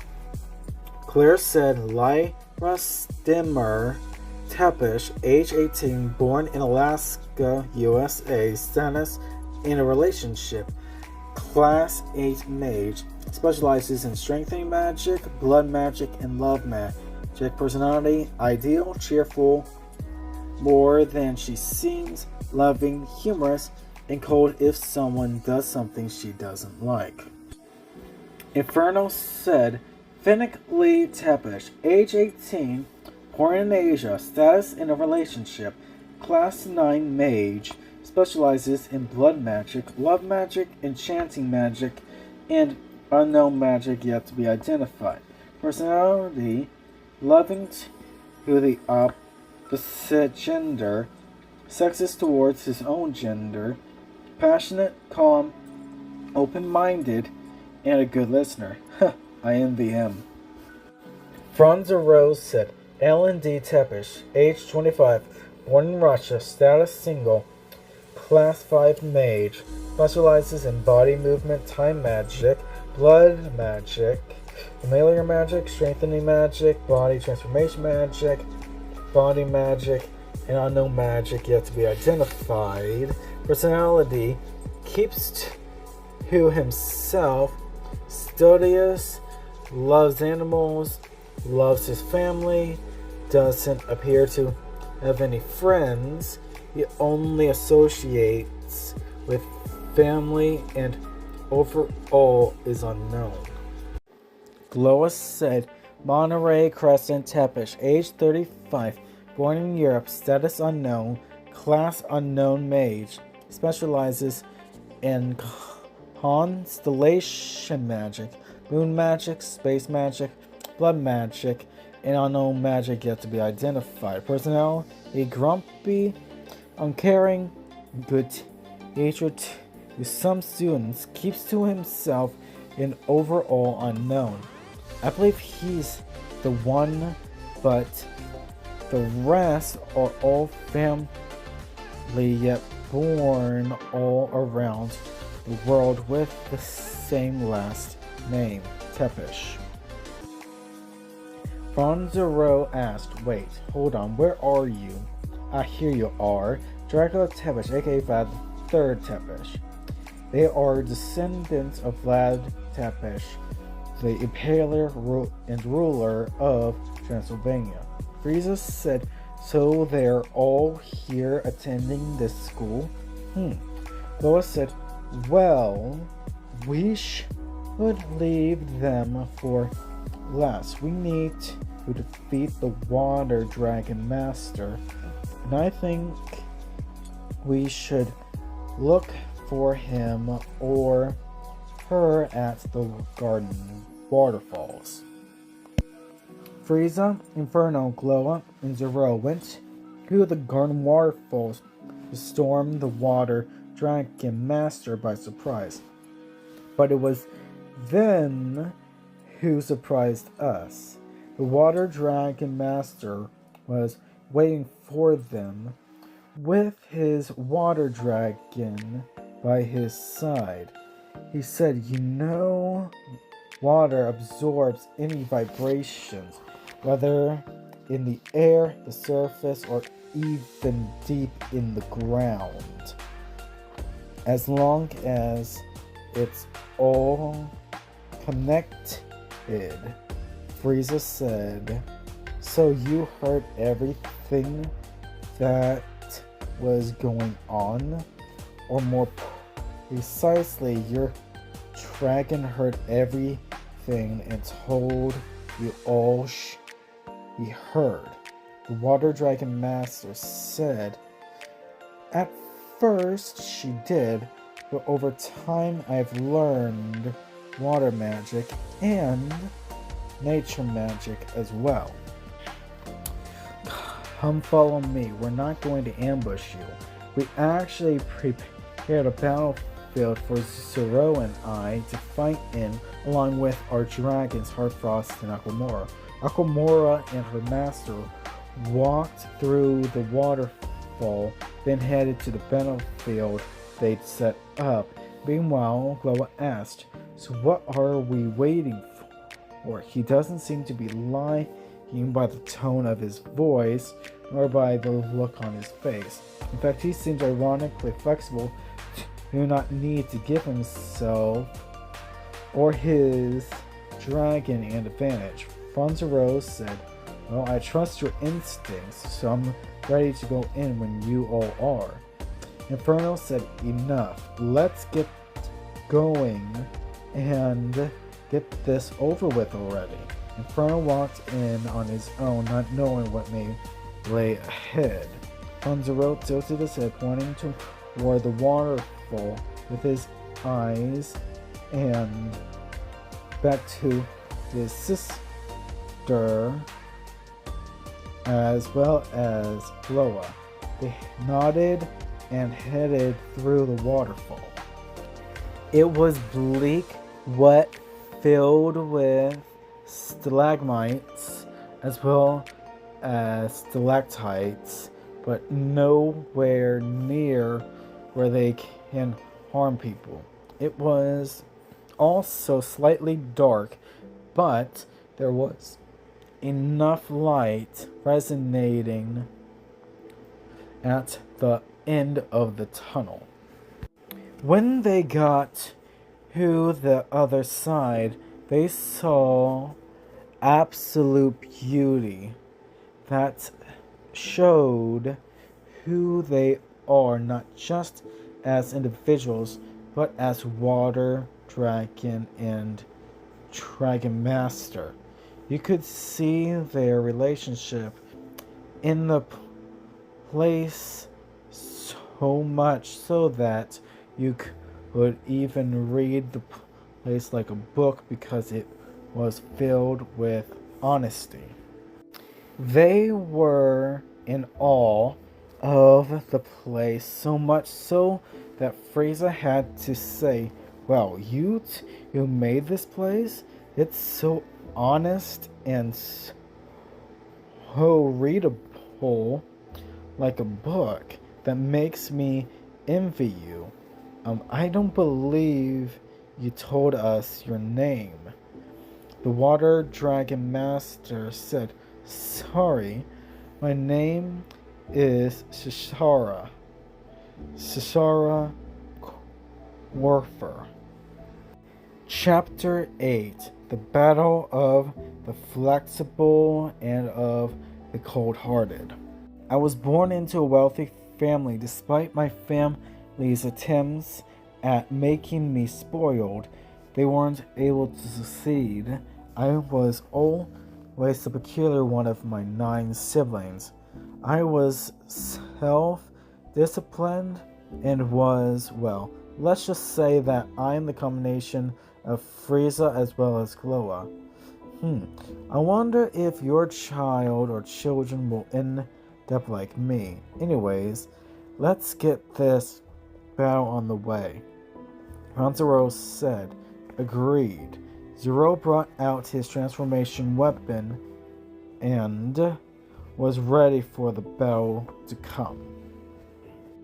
They walked onto the battlefield that was a blank slate. Once they walked onto the battlefield, it changed to a combination of both of the master's capabilities and formed a barrier so that no one could interfere.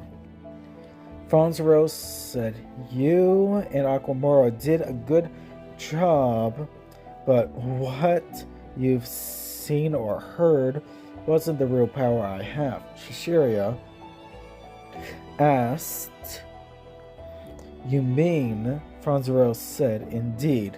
But anyways, let's do this." Shishiria said, "Agreed." "Frieza, count us down, please." Frieza said, "Understood." On the count of 3. 1, 2, 3. They clashed sword to shield, spear to sword.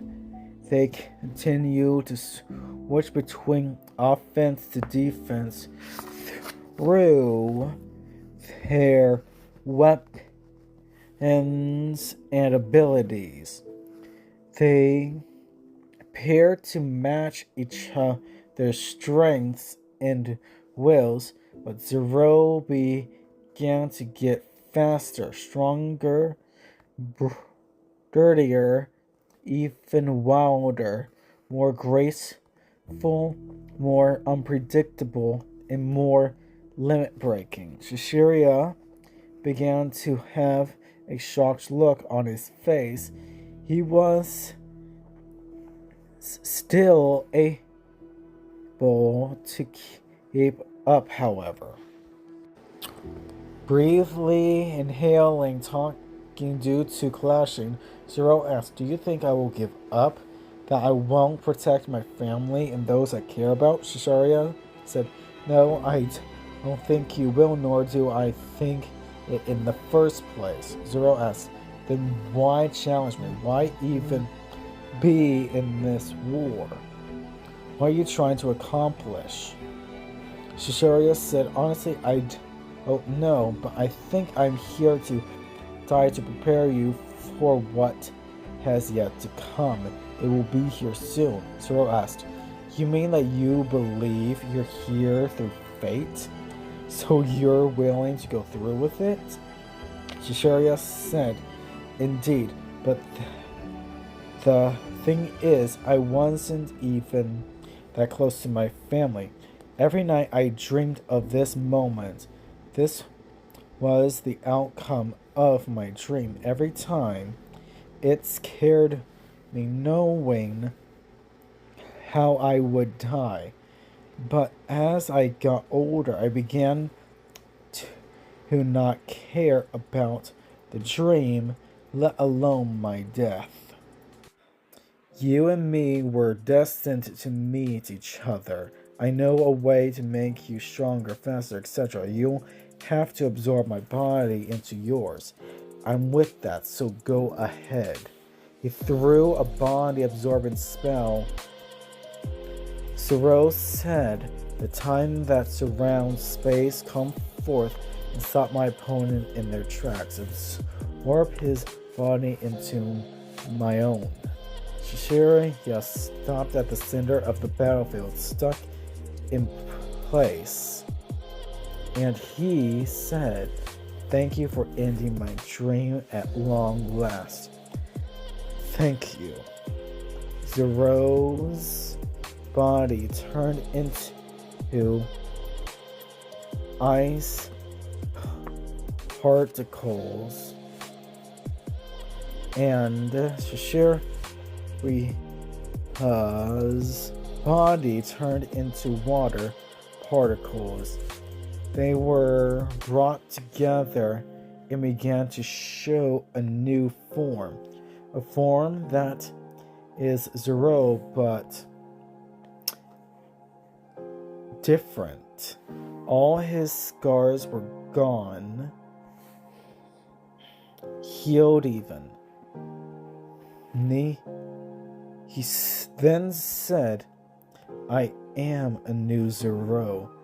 I am Shishiria and myself as one. Our strengths are one, our weaknesses are few, our abilities are one, our souls are now one. Earlier, at the moment Zero and Shishiria began fighting, Heart Frost and Aquamora fought blow for blow, elemental blast with elemental blast, matching each other like their masters. The battle was fierce, but in the brother-sister fighting way. Heart Frost said, "The frost that made my world, that fell long ago, come show yourself to my opponent and materialize." Heart Frost and Aquamora disappeared into a world of snow, ice, and death. This world is Heart Frost's heart and soul. Aquamora looked at herself, slowing. She then looked at Heart Frost in shock. Heart Frost said, "Welcome to my world, sis. This is where our battle ends." Heart Frost jumped into the air and spiraled into the ground, causing the ground to break, destroying the world he materialized, defeating Aquamora. The barrier fell and Frieza asked, "Zero, are you okay? You look different. You look good in every way." Zero said, "I'm great, sis. Even Heart Frost looks more powerful than before. Isn't that right, Heart Frost?" he asked, smiling. Heart Frost said, Yeah, I am. What happened while I was gone?" "What happened to you?" Franzero said, "You'd have to ask Frieza. Right now, I'm in the mood to set up a date for Claire and I. But first, he grabbed a book and threw it into Frieza. He then said, "I believe Shishiria wanted me to give you this to read. Anyways, I'll be off now. Have fun." He disappeared in an instant and made his romantic date so fast that Claire asked, "Whoa, what, Zoro, is that you? Wait, did you set us up a date?" Franzero said, "Well, of course, my queen." He grabbed her hand and kissed it, making Claire blush. She then said, so very happily and passionately, "Why, I love you, my King Zero." She began to cry in happiness as they kissed. A few hours later, Frieza laid down the book Zero gave her. She then went to bed. She dreamed back to the moment we've not yet heard. After they went back to the cabin, they went to the truck and drove to town. They drove to the blueprint shop to find a specific blueprint that they've been looking for. Frieza stayed in the truck while Hunter went in. Hunter asked, "You wouldn't happen to have a pipeline blueprint, would you?" He brought out a map as he was speaking. "For this area?" The shopkeep said, let me see." He went into the back and a little while later said, "I believe this is what you're looking for." Hunter said, "Thank you, sir." The shopkeep said, "Thank you for your business." Hunter walked out and got into the truck. He then said, "Okay."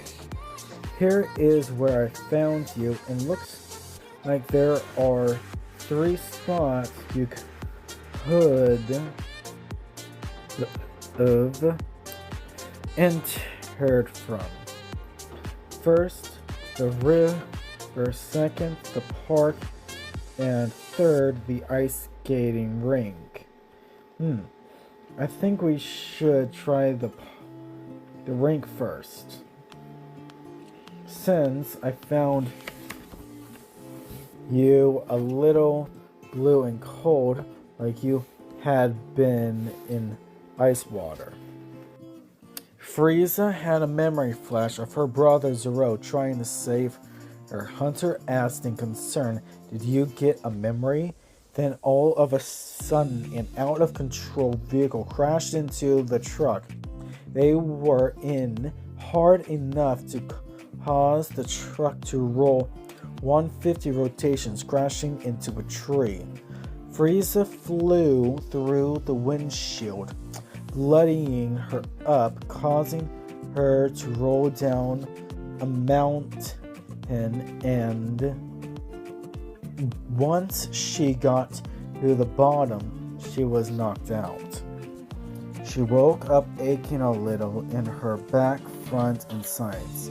She sighed and said, "Not again. Wait, what is this feeling?" Then someone said, "It's called magic. When I healed you, I was placing half of my magical powers in you. My name is Saira Shira. I'm a class 11 mage, and I intend to train you as well as help you get your memories back." Frieza asked, "Is Hunter dead? The kind man that showed me where I got into that pipe where I was spat out."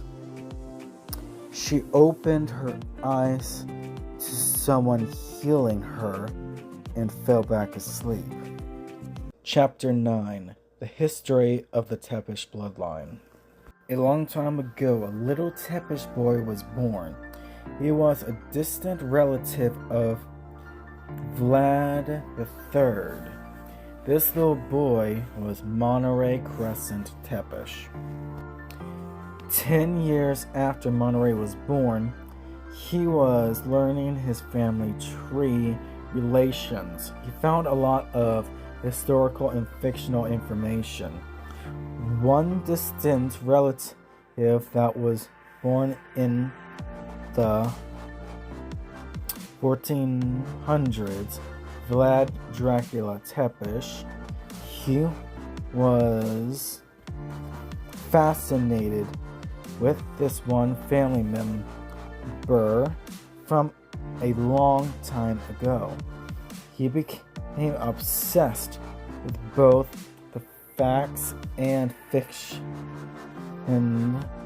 as well as the impression Vlad had on his country and countries around it. Year after year, he studied his family tree, but one family member he studied the most was Vlad III. He was also obsessed with his other hobby, space. He was fascinated with both hobbies, but one day he discovered magic. Before his 18th birthday, his parents found him practicing moon magic, and so they tried to kick him out, but things got bloody. He bit into his father's jugular. His mother pulled Monterey away from him, and he sank his teeth into her jugulars as well. On his birthday, he continued to practice magic, but this time it was blood alteration magic.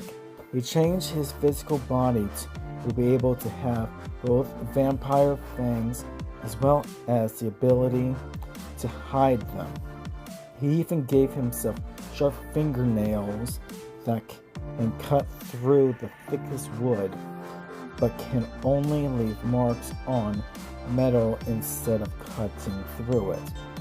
He turned himself into a vampire, except he could be in broad daylight and not burn. He drained his parents' blood by hanging them upside down and placing his fangs into the artery. He did not drink the blood, but infected the blood with his vampirism of his own design. He then placed the blood back into his parents. Once all the blood was back in his parents, he gave their bodies enough volts to bring them back to life. He was happy that they were back. He asked, "So how do you feel, mother and father?" His mother said, "Good, actually. Wait, why did you kill us just to bring us back?" His father said, "I'd like to know as well." Monterey said, "Because I didn't want to be put onto the streets without my parents, and I knew that if you were vampires that you would want to learn." His father said, "Well, you're not wrong. I am curious of it now. What about you, dear?" His mother answered, "I guess it is okay if we learn together." They were happy learning together, so much so that Monterey began to look for the remaining Tepesh family members and turn them into his type of vampire. On Monterey's 30th birthday, he found out about the controller wars. He continued to learn day by day, night by night, until he found what he needed to give him a huge advantage against the other 6 masters, and began to grow his army at the school underground. 5 years later, his army was complete and was waiting for the lunar eclipse to summon the eclipse dragon. Days later, the elliptical moon appeared, and Monterey said, "The elliptical moon, shine upon me, be with me, and turn red. You're beautiful like the stars all around you. Come to me, and please show me your true form." The elliptical dragon materialized before him, and the elliptical dragon asked, "Are you the one who is my master?" Chapter 10: The Dark Truth in Plain Sight. Monterey said, "I am the one who is your master." The elliptical dragon said, "My name is Ellip. What is yours?" Monterey said, "I am Monterey Crescent Tepesh, and this is my family." Ellip said, "Well, this is a first for me. In all these wars I've lived and died through. You have a vampire atmosphere about you all. Anyways, what is our first move?" Monterey said, "We wait for the blood moon eclipse. They'll be here soon." And so they waited for the blood moon eclipse. But meanwhile, they gathered information about the 6 dragon masters every day and night without rest. They've seen everything that was going on throughout the days until the present day. Meanwhile, back in Frieza's dream, 2 years later, Frieza gained half her memories and has learned the types of magic that was interesting to her. She grew a bond with her teacher who taught her the magic she wanted to learn. Her teacher even helped her train her body to get her fit, to get her prepared for whatever might come her way. She asked, "When will I be able to leave?" Syra answered, "When you've gained all of your memories back and have learned all that you need both physically as well as magically." Frieza said, "It's been 5 years and I have only gained half of my memories, or so I think. I've done all that you've asked of me. You know what? I think I need to pack up my things and get going."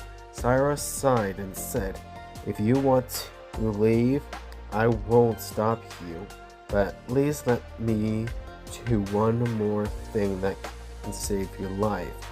Frieza said, "Okay, alright, let's get this over with." Syra said, "Thank you." Syra set up the final ritual for Frieza. Frieza said, "Okay, here we go." Frieza was covered in a purple robe and got up onto a table in front of her. Syra asked, "I assume you're ready?" Frieza said, "Yes, ma'am." Syra said, "Well then, let's get started. Here, drink this." Frieza drank the potion and she fell asleep. Syra said, "The body that is Frieza's, come forth and allow me to strengthen you." She placed a hot ruby onto her chest where her ribs meet each other. Her skin melted around the ruby, but Syra healed that spot until the ruby cooled.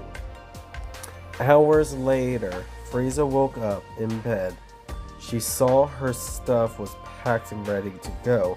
Frieza felt an uneasiness in her chest. She looked at it and she got a flash of all her memories flooding her mind.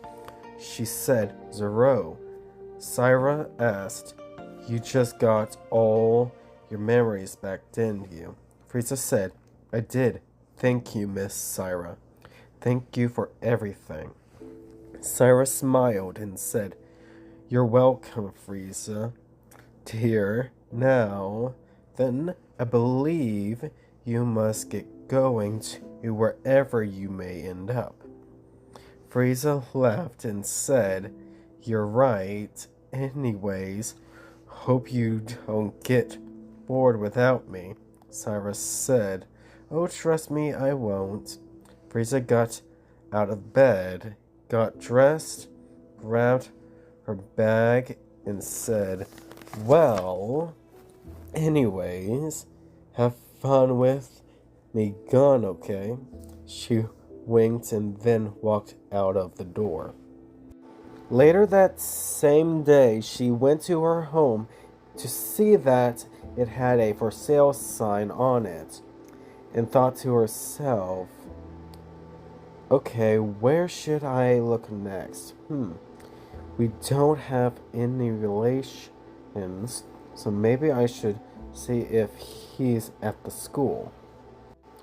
3 years later, she saw Front Zero in Inferno's fight, but did nothing, even though she was happy to see Zero at long last. She stayed back and didn't interfere. Hours later, she was in the boiler room and made a secret place for her to sleep. She began to plan her next move as well. A few days later, she saved Zero by commanding Stone Leia to kill Alderia. So that's her story of how she was still alive. Frieza woke up, got out of bed, and walked out of her and Zero's room, then headed to Mariette's office. When Frieza got there, she knocked on the door. Mariette said, "Come on in." Frieza walked in and closed the door behind her. She said, "Miss Mariette, there's a war coming in 2 days. You need to get all the students and professors ready for this war. Also, please expect all the tapishes to not be in school and that they are on the other side. Mariette said, "Good to know. I'll do it right away." She used communication magic and said to all the students and professors in the school, "In 2 days there will be a war. Please protect yourselves and each other. Most of all, protect my damn school." Mariette stopped using her communication magic and said, "Thank you, Frieza, for warning me on what is coming soon." Frieza laughed and said, "You know one of the rules when it comes to serious matters like this."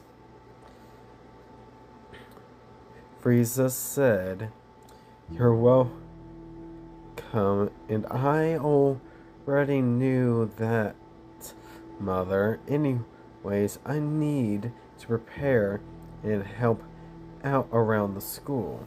Mariette said, "Okay, but stay safe. See you when this is over." Frieza said, "I will try."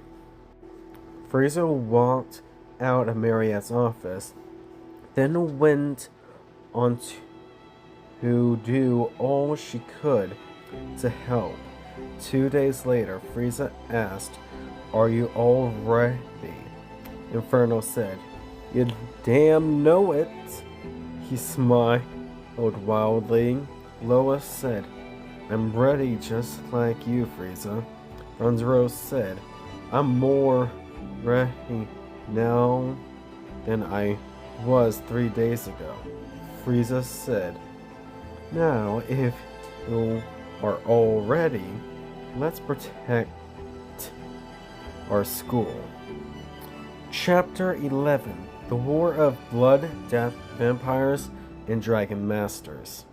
Monterey walked into a dark stone circle room that looked old, dead, ritualistic, and bleak. It had a circle hole in the roof that showed the elliptical moon. Monterey said, "The elliptical moon of the night, come forth and stop time for those of unsupernatural. Make the sky a blood crimson red that sparks of death and of the immortal vampires of the night." Time stopped everywhere, but the elliptical moon still flickered and moved all those that warned of magical origin or even know of magic or don't have any magical abilities are frozen in time, unable to move unless if they're moved by those with magical abilities. Monterey ordered, "Those of my vampiric familyhood, it is time to feed and turn those who are or aren't of magical origin. Let's turn the world into a world filled with vampires. Now then, everyone, attack the school of magical origins." The war has begun, and everyone at the school was ready for anything. Mariette said, "Everyone that wants to die, stay in the front lines. Those who are a class 4 or 6 stay behind the ones who want to die, and those of a higher class may just stay behind them. Those who don't want to die but want to be in the front lines, do what you can to kill those who dares to try to attack my damn school. Now, front lines, attack. Inferno, Frieza, Franzero, and Gloa were riding their dragons over the army of vampires, and Frieza asked, "Are all of you ready?" Franzero said, "More than ready, I'm pumped." Inferno said, "You're not the only one." Gloa said, "I'm always ready to go against evil. Anyway." Frieza said, "Well then, let's go." They jumped off their dragons, and their dragons made a clearing for them to land on with their elemental blasts. When the Dragon Masters landed in the clearing, they ran immediately, killing any vampires in their way with styles of their own abilities, left and right. Franzero cheered in having fun with on how fast he's going. They were all swift, graceful, some of them passionate, and overall enjoying it all in a fun way like Zero. Meanwhile, in the air, their dragons helped them along by clearing spots for them not just to land on, but spots for them to make a bunch of kills all at once.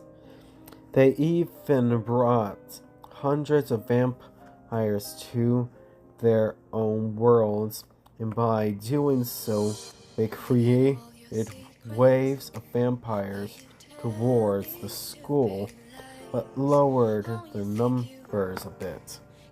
Meanwhile, Monterey was observing the battle and ordered the 4 remaining Tepish his please guard the entrance. You'll have company soon. Meanwhile, Heavenly came back from her world, which was destroyed once again, and looked up. She yelled, "Brother and sister, watch out." Ellipse said, "My beloved moon and sky, send forth my opponents, falling stars of fire." Falling meteors fell from the sky, exploding the moment they get near the elemental dragons and exploding when they hit the ground. But Fireblaze said, "Are you serious? Grr, Ellipse is pissing me off." Solea said, "Just keep dodging, you'll be fine." Harfa said, "Easy for you to say. These things keep coming out of the sky and nowhere." Heavenly said, "Come on, no bickering. Let's just do our part and take down the lip." They all said, "Understood." They all used their elemental blast in unison, heading to Ellipse, but he was too high for the combination of elements to hit him. Ellipse said, "Well, my brothers and sisters, I think it's time for you to meet my world that was destroyed in the end." the world that was my origin. Please materialize. Meanwhile, Franzero was speeding around, having fun, and saying, "Hey, I think I know where Monterey is." Frieza landed on the ground and ran, then asked where. Franzero flew back into the air and said, "Follow me." Franzero used ice magic and froze the ruins that he saw. Franzero said, "There." Inferno said, "Well, at damn last, let's go and attack." Phoenix said, "Here they come." Alan said, "Forget this, I'm going to buy some time." Alan ran and jumped into the air. He transformed into a cheetah, heading fast at Inferno. Inferno was in the air, using his fire magic to keep himself hovering in the air. He looked down, laughed, and said, "You just made a big mistake, vampire." Inferno smiled and headed straight for Alan. He said, "The fire that's my soul, adjust and give me fangs as well as claws of fire." They clashed, cheetah claw to fire claw, will to will. The fierce natures that made them how they are. They fought fearlessly in the air, and when they reached the ground, they continued matching each other blow for blow. Meanwhile, Frieza, Zero, and Gloa landed in the woods. They walked through, waiting for the attack. Then suddenly, Gloa said, "Wait, I hear something. 3 surrounding us. Oh boy, run!" They ran fast through the ambush and attacked those set to ambush them. They battled fiercely with each other. Frieza was fighting Lyra, Gloa was fighting Solomon, and Zero was fighting Finnick. Lyra asked, "So tell me, why do you come back from the dead? Why do you join back with your brother when you could have been free of him?" Frieza, defending herself, said, "Because I'm his everything and I love to see him smile. That's worth more to me than money could ever buy." Lyra asked fiercely, "Are you serious?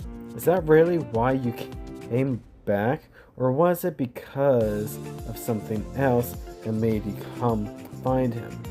Frieza said, "Maybe it was fate that drove me here to kick your butt."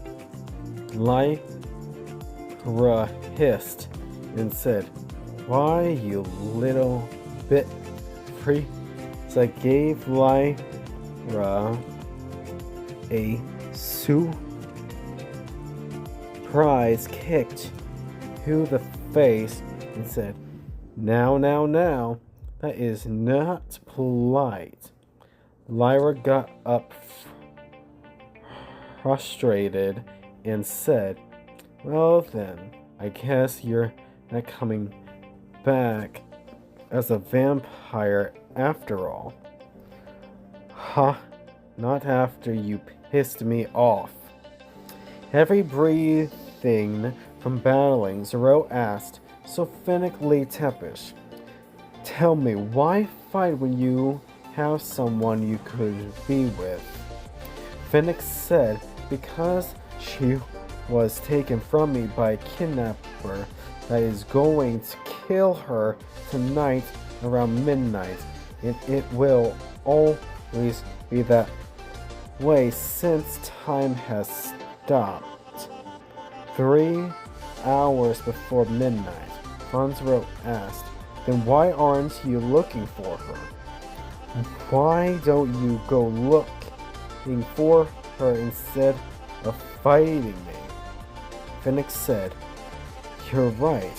Why don't I will save her. You know what? I'm going to go ahead and find her. Thank you for making sense to me and helping me see the opportunity in front of me. Franzero said, "You're welcome, Finnick. Now go find her. If you do come back, I'll be sure you two will be safe from the principal." Finnick said, "Thank you. I'll remember that." Finnick walked off into the woods, disappearing from view. Franzero headed to the ruins to end this madness. Meanwhile, Gloha and Solomon were gracefully fighting each other, using the best of their abilities. Solomon said, "You're actually a good match against me." Gloha said, "I'm glad as well that there are people out there who can match my skills." Someone said, "Perhaps we'll have fun like this again someday." Gloa said, "Maybe.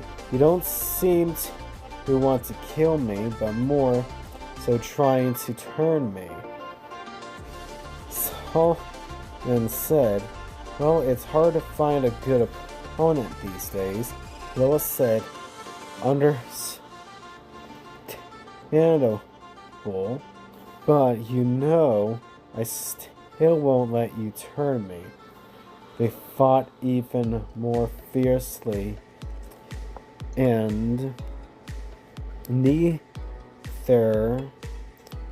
one giving up.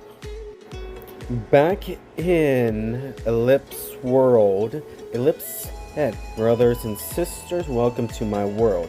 Ellipse World was barren, stone, dust, and pure heat. Heavenly asked, "This is your world? It's so barren and dead that there's no end." Arfrost said, "The only complaint that I have is it being hot."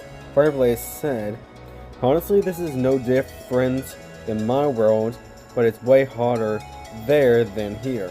Sonleia said, "Siblings focus and kill him before he eliminates us here by him destroying his world." Fireblaze said, "He's right, let's take him down." They combined their elemental blasts at Ellipse once again, but this time when the power from their elemental blasts hit Ellipse's wing, it made him fall to the ground unbalanced. This put him in a position where he was unable to destroy his world. Heartfrost said, "I don't care if you're my brother or not, I will kill you." Ellipse laughed and said, "I'd like to see you try. After all, an eclipse is full of curses, especially lunar eclipses." They all attacked Ellipse. Ellipse fought back with all his abilities. They fought a bit more fiercely than their own masters did. Meanwhile, Franzero found the ruins. He went in and found Monterey. Before he got the chance to slay him with his speed advantage, Monterey disappeared in front of him. Monterey snuck behind Zero and said, "Why, hello, Zero." They fought each other in the circular room, destroying the walls their backs hit. They used all their abilities to fight each other.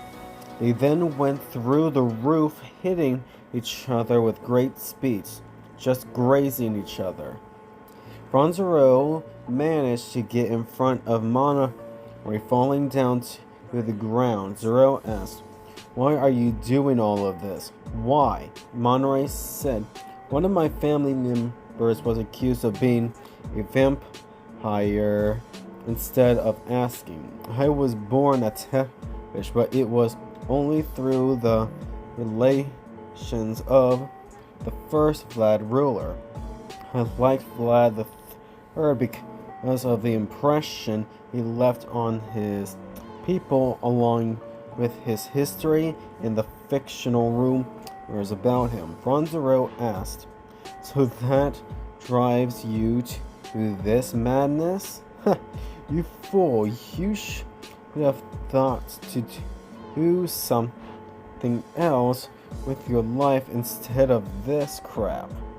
Before they hit the ground, they land on their feet on tree branches. They continue destroying all that was around them as they tried to kill each other. Meanwhile, Inferno and Alan were fighting each other. They're destroying anything that came between them. Alan was in his vampire form, doing his best to kill Inferno. Inferno said, "I'm impressed that someone's able to handle my brutality." Alan said, "Could say the same thing about you, Inferno.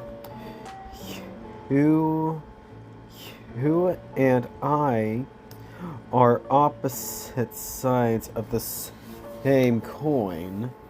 Inferno said, "I can honestly agree with that, but I still need to kill you if it's the last thing I do.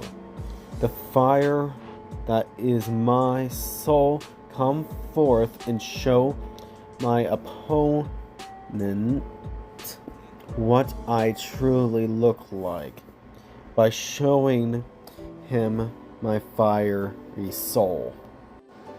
Inferno burst into flames and lava looking. Inferno didn't look like he came from hell, nor did he look like the fires of hell, but looked like he came from the earth's mantle itself. He had fangs, claws, phoenix-like wings, and eyes that showed the light of the planet itself. Alan said, "Well, this will be interesting." Alan ran at Inferno in a fierce curiosity attack. Inferno flew into the air, dodging Alan's attack, and said, "The fire that I control, burn this vampire to ashes." Inferno threw fireballs at Alan, each missing him due to Alan's speed. Each miss consequently caused the forest to catch on fire. Alan then jumped up into the air, almost reaching Inferno, but Lyra came out of nowhere, hitting Alan's left side, sending them into the forest with barely a trace. Risa said, "Sorry about that, Inferno." Inferno said, "Actually, let's go after them and fight them side by side." Frieza nodded and headed through the woods on the ground, looking for them, while Inferno was looking above the trees. Meanwhile, at the school, Mariette was giving orders when she saw a vampire going around to the front of the school. Mariette had Professor Salivor, "Please take over for me while I take care of something." Salivor said, "Yes, ma'am." Mariette ran off to confront the vampire, heading to the front of the school. Finnick was walking past the side of the school, about to leave the entrance, but Principal Mariette asked, "And where you be going, Finnickley Tepish?" Finnick said, "To go save my soon-to-be wife from her kidnapper. Your student Zero can vouch for that. So may I please go? My soon-to-be wife is not on the school premises." Mariette said, "Or I can come with you and help you. You are still one of my students after all. Phoenix smiled and said, "You can if you want. I won't stop you, but it seems a little pointless since time is at a standstill for those who don't know or have any magic." Mariette said, "We shall see." Meanwhile, back in Ellip's world, they were all exhausted, including Ellip himself. Ellip was about to use his elemental blast, but he didn't have enough power. This caused him to collapse and fall asleep. Ellip's world disappeared around them, and they appeared back in the real world. Fireblaze exhaustedly said, "Well, he was difficult to take down." Heavenly said, "Yeah, he was, but we need to eliminate him." Heartfrost said, "Give me a minute and I'll end it."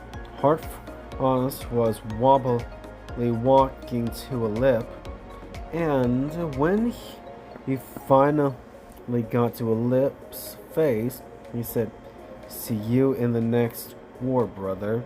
Heartfrost grabbed a lip's neck with his mouth and broke a lip's neck. A lip slowly deteriorated, and Heartfrost said, "Well, let's get going."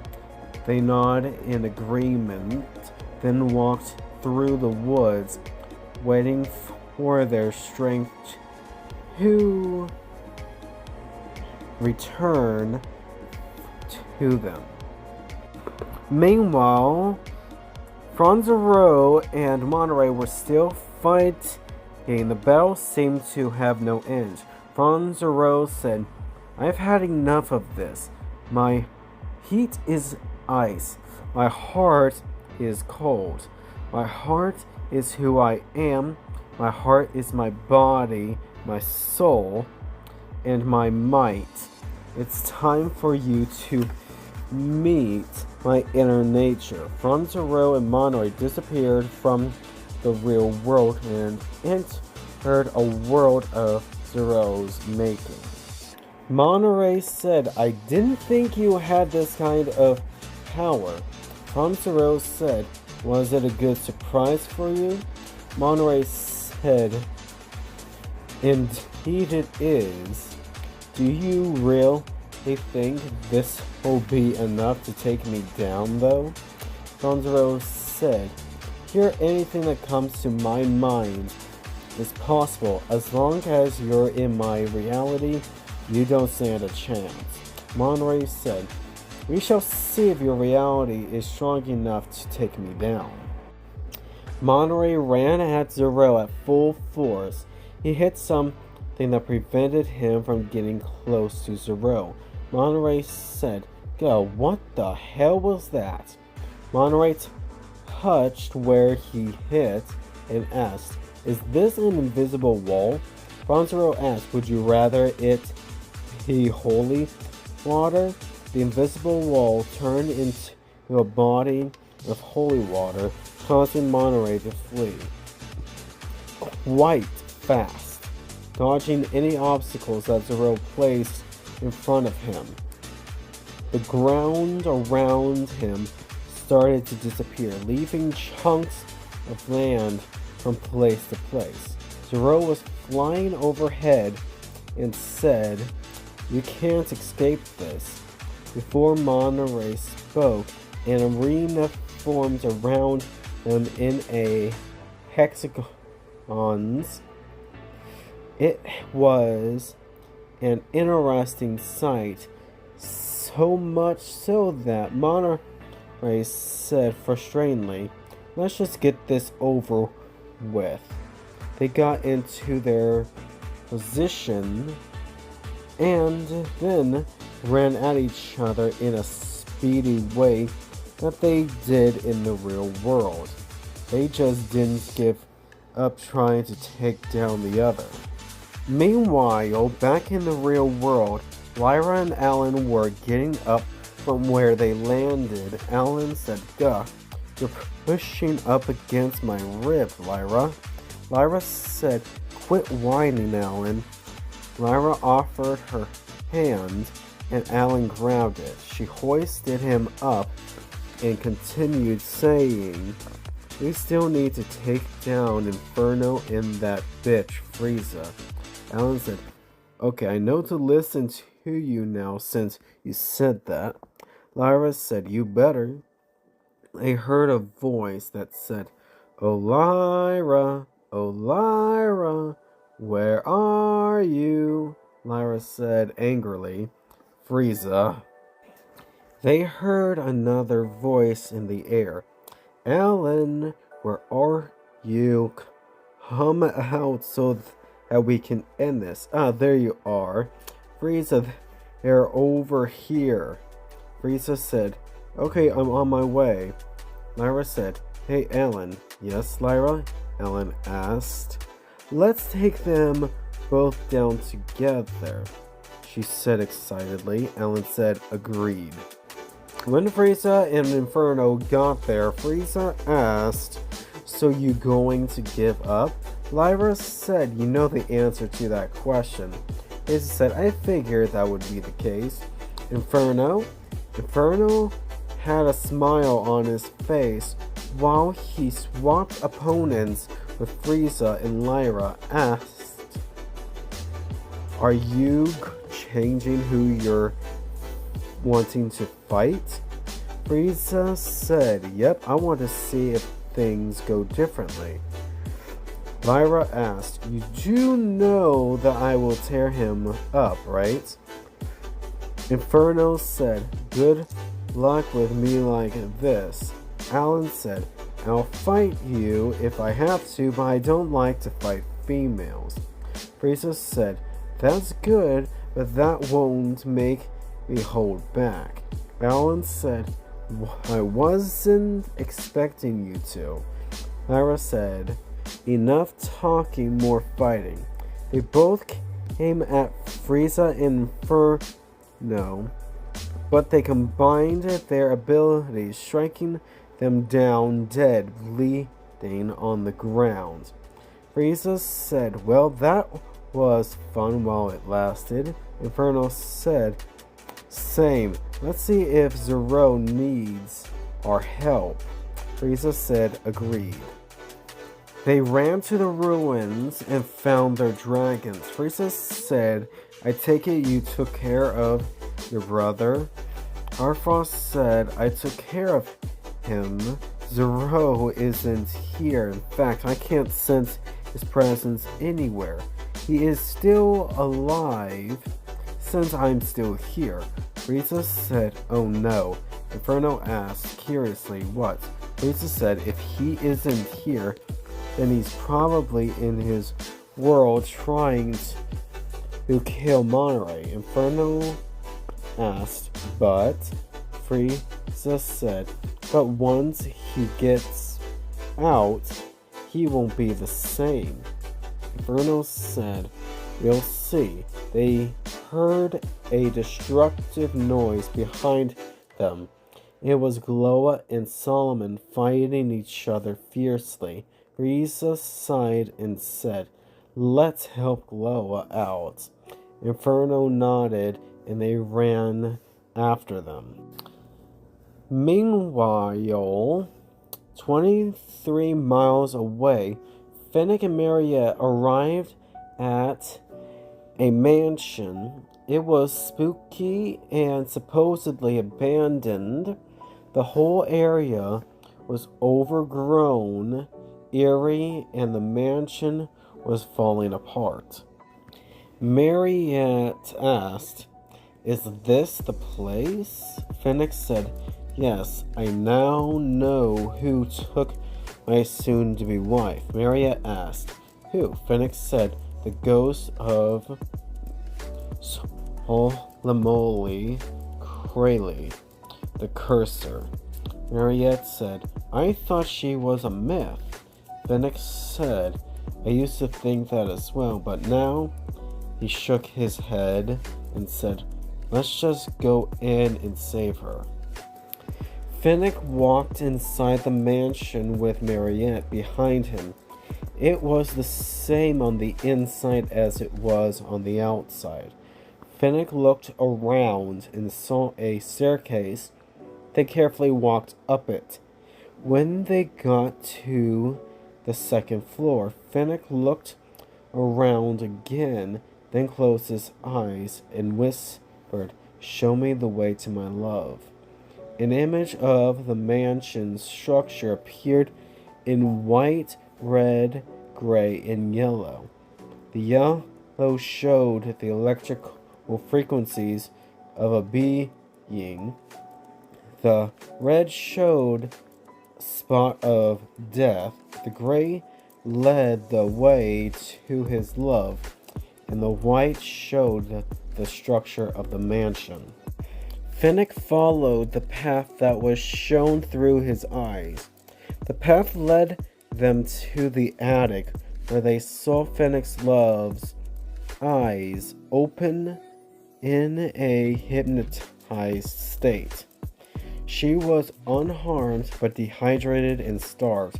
Finnick looked for the ghost, but it wasn't there, like it was before. Finnick asked, Mariette, please take my love to the school and place this amulet on her. Mariette said, anything for my students. Finnick said, just be careful and aware. Mariette nodded and headed downstairs after grabbing Finnick's love. When she got down from the attic door suddenly closed. Minutes later, he woke up and saw that she was gone. He felt for holes in his teeth where his fangs used to be, and felt nothing, not even the fangs he used to have. He walked out of the attic and headed to the school to be by his love's side. Meanwhile, back in Franz Zero's reality, Monterey and Zero were beginning to get worn out. Zero said, not bad for a class 20 mage. Monterey said, are you class 19 mage? Zero said, let's end this not with magic, but with physical abilities. Monterey agreed, and Zero said, okay then, let's get this over with. They got into position one last time and ran, hitting each other, making each other bleed, blow after blow, hit after hit, kick after kick. Finally, Zero discovered something inside him that wasn't magical but biological. He grew wings that were white as snow. He grew claws and fangs like that of a snow leopard. He grew a snow leopard tail as well. Monterey said, I thought you said no magic. Franz Zero said, this isn't magic, nor is it my reality. I believe this is soul biological genes finally expressing themselves. Monterey said, we shall see. Monterey threw a punch at Zero, but Zero blocked it with his wings, causing Monterey's hand to break right up to his arm. Monterey screamed in pain and anger, saying, how is this possible? How is your wing not just that strong, but hard? Franz Zero said, I don't know, but it's time to end this. Monterey said, why, you bastard. Zero ran fast and slapped Monterey's face with his tail. This whipping sent him into the wall, breaking Monterey's spine. Monterey said, I can't move. He sighed and said, "You won. Kill me now. End this, I beg of you." Zero said, "I should, but I won't. I'll have Principal Mariette make an example out of you." Monterey said, "Why, you cold son of a bitch." Zero went ahead and fly his reality world, and then they came back to the real world. Zero asked, "Now then, unfreeze time right now, Monterey." Monterey said, "Fine. The elliptical blood moon, I beg you, let time continue how it was before." The red sky turned back to a beautiful, clear night sky, and everything was moving again. Monterey fell asleep in his condition. Zero heard a noise. It was Solomon collapsing, worn out, with someone who he recognized on top of him. The person said, "It's good to see you again, my precious Zero." Zero dropped to his knees. "Mother? I thought you died like I thought Frieza did," he said, crying. Zero's mother said, "We're not the only ones who are still alive, Zero dear." Then someone said, "Good seeing you at long last, my flying leopard." Zero said, "Father, you're alive as well? I'm so glad. What about Deliana and Zoriella? Are they still alive as well?" Zero's father said, "I'm sorry, Zero, but they are truly gone," he said sorrowfully. Frieza said, crying, "It doesn't matter. You're here now. That's what matters." Zero said, "Sis is right. We're happier than you know." The parents said, "Oh, our dear children." They smiled with tears. They hugged each other in pure happiness. Chapter 12. A new day, a new story. A week later, the school was back to normal. Zero was in bed with Claire on top of him, asleep. Zero woke up smiling. He kissed Claire on the cheek. He woke up and looked at Zero with a smile. Then they kissed each other before getting up. Zero said, "Good morning, my gorgeous Queen Snow Leopard." Claire said, "Good morning to you too, my handsome flying Snow Leopard Tom." They laughed and kissed each other again, then got out of bed to change clothes. Hours later, Zero and Claire were walking down the hallway, heading to Frieza's room. When they arrived in the secret room in the waterfall, Frieza said, "Good evening, Zero, Claire. I've got good news. You know that book Shishari wanted me to have?" They said yes. Frieza said, "Well, it looks like it has the answer we needed to end this thing without killing each other." Zero said, "Okay, so what do we need to do?" Frieza said, "What Inferno said, transfer your command skills to me." Zero asked, "Okay, then how do we do that?" Frieza said, "Bring out your hand and say these words." She showed him a piece of paper with the words to transfer the command skills. Zero read out loud, "The command skills of the controller wars I give you to my sister, who I trust will take good care of you." The command skills disappeared from Zero's hand and appeared on Frieza's hand.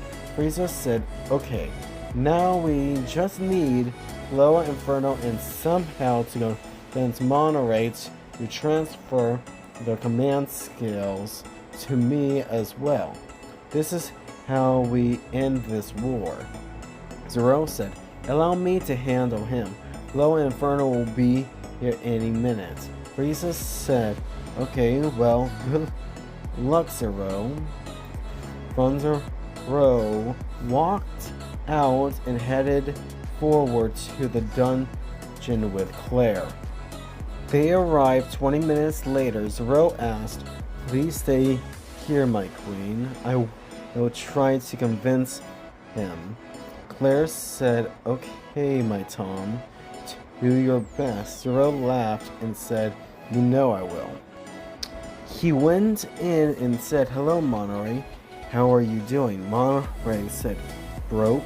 I'm not going to be difficult. She can have my command skills. Zero asked, you'd just give Frieza your command skills without resistance? Monterey said, I already lost, so there's no need for resistance. Zero said, okay, good to know.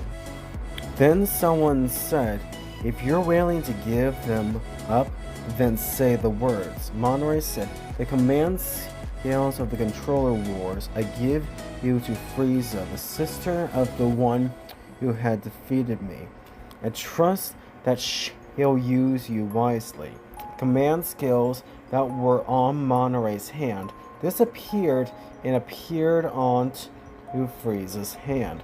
Frieza said, thank you, Monterey, for yielding your command skills. Monterey said, no problem. In fact, I think I'm... Monterey died, bound in chains that were cold to the touch. Zero said, well, he won't be harming anyone again. Frieza said, guess not. Come on, let's go. They went upstairs out of the dungeon and told the guards that Monterey had passed. Then they went back to the secret room behind the waterfall. When they got there, Inferno said, that's where you were. What took you so long? Frieza said, to get Monterey's command scales, and now it's your turn. Inferno laughed and asked, I was right, wasn't I? Frieza said, looks like it. Inferno said, well then, the command scales of the controller war. I give you to Frieza, who I trust to take care of you. Gloa also said, and I trust that he'll take care of mine as well. Both Gloa and Inferno's command scales disappeared, then appeared onto Frieza's hand. Frieza's hand glowed a golden light, summoning the controller.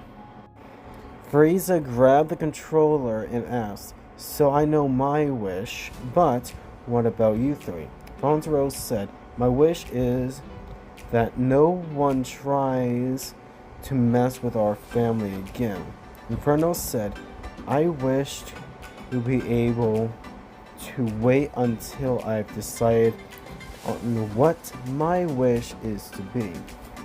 Gloa said, my wish is to have my evil personality be removed from my life. Frieza said, I wish to grant my brother Zero's wish as well as Gloa's wish, Inferno's wish, and to have Gloa's other wish that is my own as well, for him and I to be a couple. Their wishes were granted, and Inferno walked out. Gloa asked, you wanted to be my girlfriend all this time? Frieza said, indeed. They smiled and then kissed happily. Zero said, well, at least no one will try anything against our family anymore. We both will be happy as a family. Then someone said, indeed, we're both happy that both our children have those who love them and take good care of them. Zero and Frieza said, mother, father? They all laughed their butts off. Meanwhile, Inferno was out in his secret spot and said, I wish to have the one I loved from when I was cursed to travel to this time and place so that we can continue to be together forever. The one he loved appeared in his arms and he said, "My love, Sarah, you are finally here with me." Sarah woke up, looked up at Inferno and said, "Basilica, is that really you?" Inferno said, "Yes, my Sarah, I'm here with you." Sarah said, "Basilica."